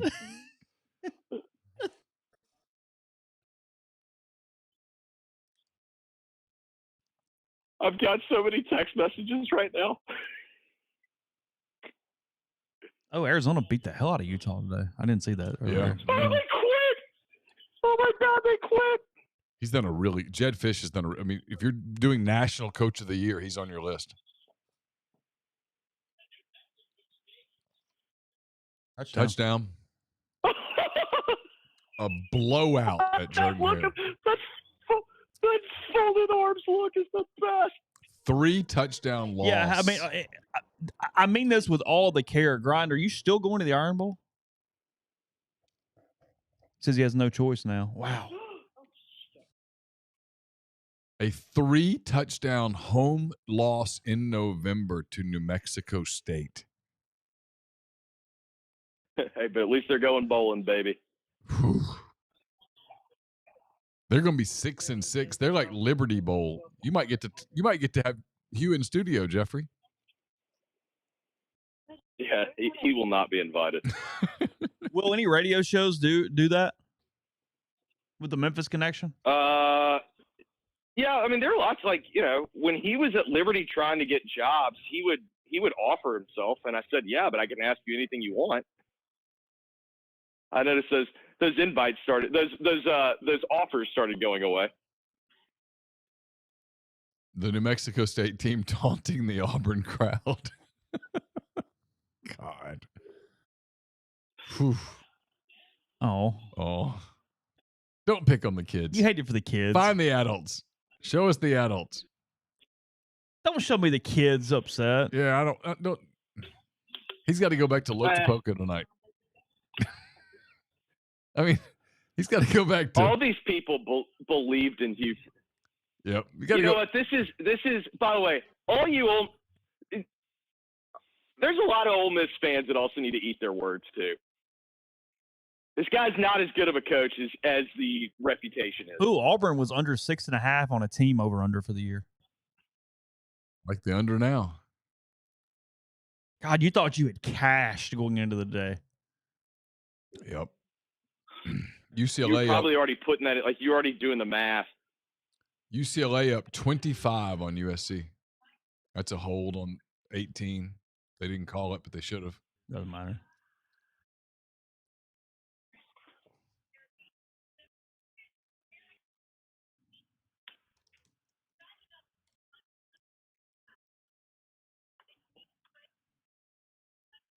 Yeah, 38-13. What is this, Taylor Davis? I don't know her. That's Taylor Davis being a good. That's being a good Auburn girl. What'd she say? That's being a good Auburn girl. She was like, it was like some Live Strong bracelet thing. It's we're let's seeing take that all now. the attention away from. On Boy, the SEC network, you think the SEC network's gonna have a good, honest dialogue after this?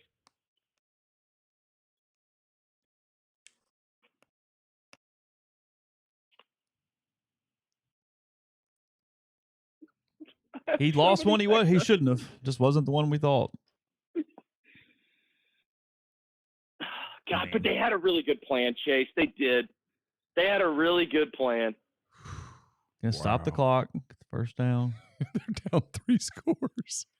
Just gotta, dude, just gotta go. I don't think it's gonna happen.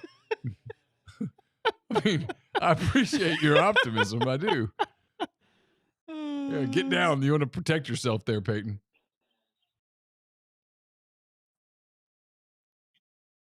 Listen, you got to live to fight another down.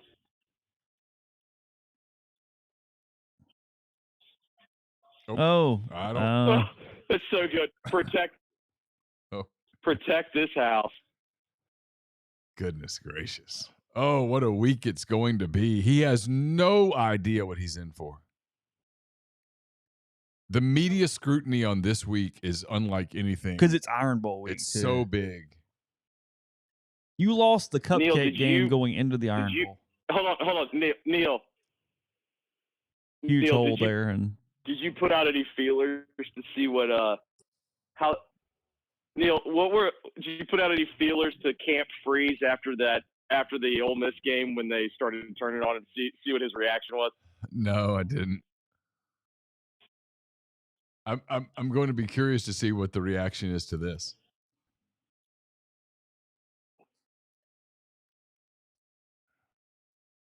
Oh, I mean, he's going to get lit up. Oh yeah, they're going to kill him.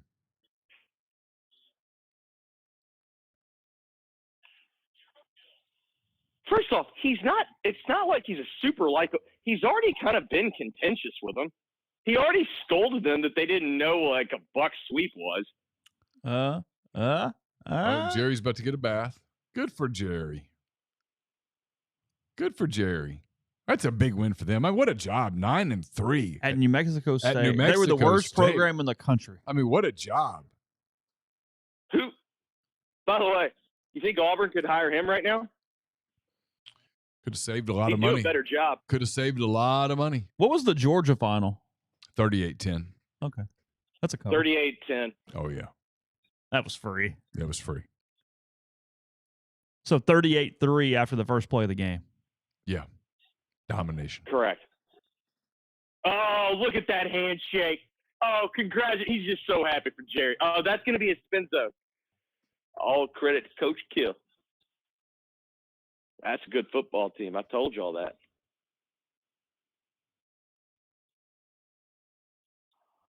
Oh, my God. He is a dead man walking. He doesn't even know it yet. But yeah.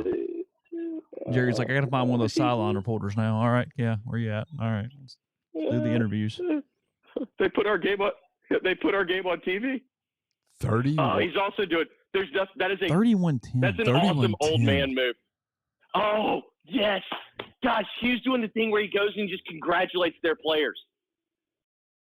Oh, that's so classy. Oh, that's so classy.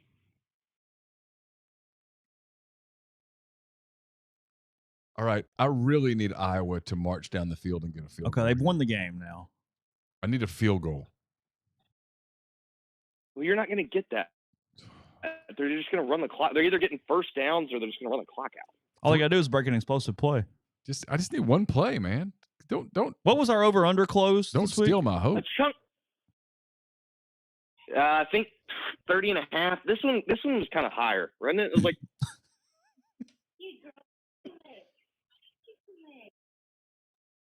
I saw some 32s. I thought out there.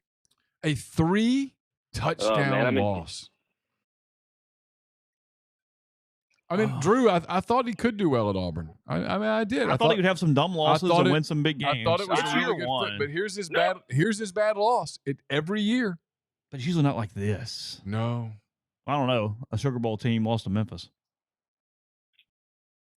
You got Robert Kimdichie knocked out that Memphis playing team, tailback. He put Robert Kimdichie at tailback. Yeah, that Memphis team.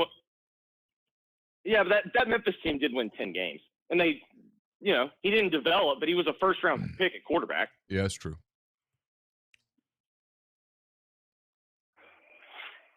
Come on, I need. No, I contend. I do not think he's going to do well there. I think there's a better chance that he gets fired next year than he makes it to his fourth year.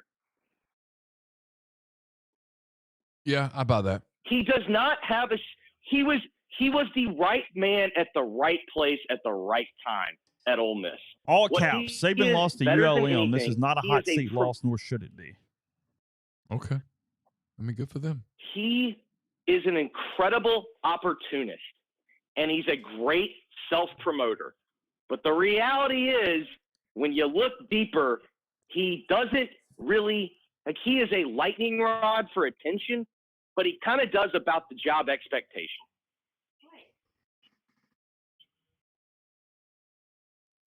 So Illinois taking their timeouts. I just need 3 points. That's all I need. Actually, I need 2 points. Yeah, this is the worst for both of us. I took Illinois money line, and I'm going to lose straight up, and I would have covered if I was just taking 3.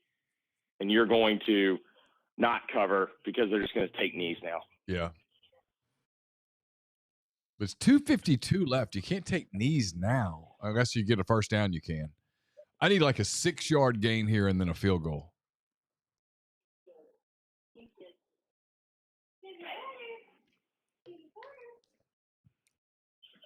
Maybe the clock's going to work to where they kick a field goal. But, I mean, that's the other thing. Do you take the risk of kicking the field goal and getting it blocked? I don't know. For me, yes. Go, go, go. Now they're gonna run the clock out. Damn I it. will say I think the clock's kind of in your favor.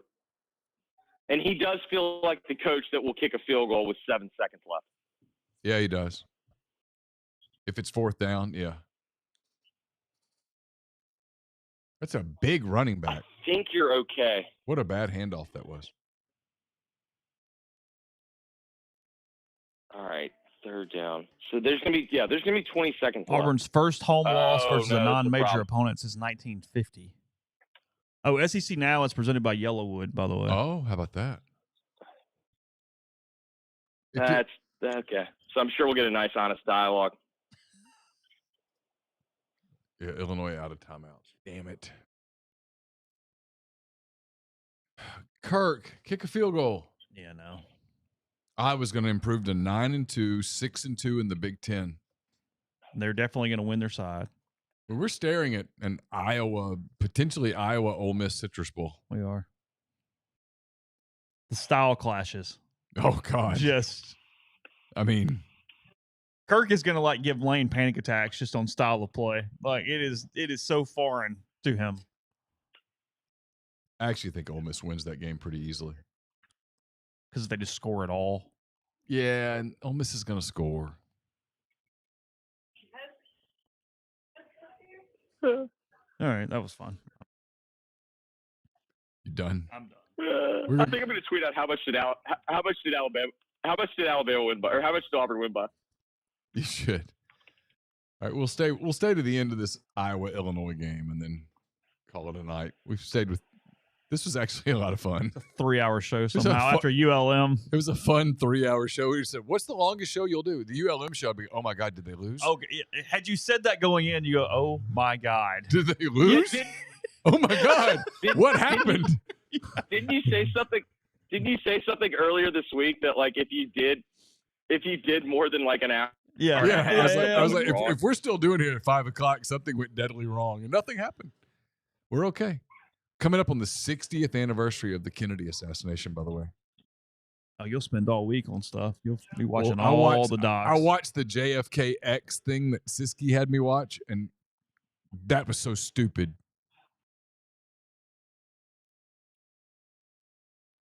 It was awful that he faked his death. Oh, really? That documentary was that Kennedy faked his death. It was like, no, that's ridiculous.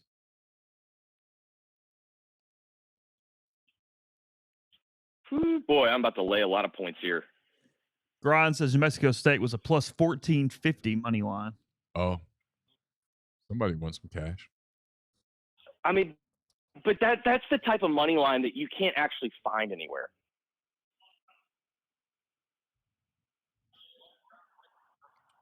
Iowa's going to run it out here. Illinois out of timeouts. Game's over. Brutal. I hate no. Neal got screwed because an Illinois player got hurt, so it messed with the clock. Yep. Because they didn't have a timeout. Big Ten West champions. How about that? Big Ten West. Averaging 16 points a game. With that offense. Yeah. Give Phil Parker all the money. And the punter. Great punter. Today was fun, guys. Appreciate it. Thanks to everybody for being part of the show. We will I don't know what the hell we're going to do with this in terms of podcasts. Probably not much. It's up in the stream. Thanks to Dead Soxy for sponsoring us all week. We'll be back on Monday, obviously, with another week of podcast, and then we'll do a Thursday night show after the Egg Bowl, Ole Miss and Mississippi State on Thursday, 6:30. Ole Miss beats ULM 35-3. The Rebels now 9-2, and more importantly, at this moment, Auburn is 6-5, heading into the Iron Bowl against Alabama. Congratulations to the Aggies of New Mexico Going State bowling for their 9th win. And Jeffrey. Jennifer, going bowling. Jennifer Hey, Lawrence enjoy says, the Birmingham Bowl. Yeah, Jen says don't go. It's like, no, we got to go. All right. Appreciate everybody, all the super chats. Appreciate everybody. And we will talk to you guys again on Monday. Until then, have a wonderful rest of your weekend. Take care.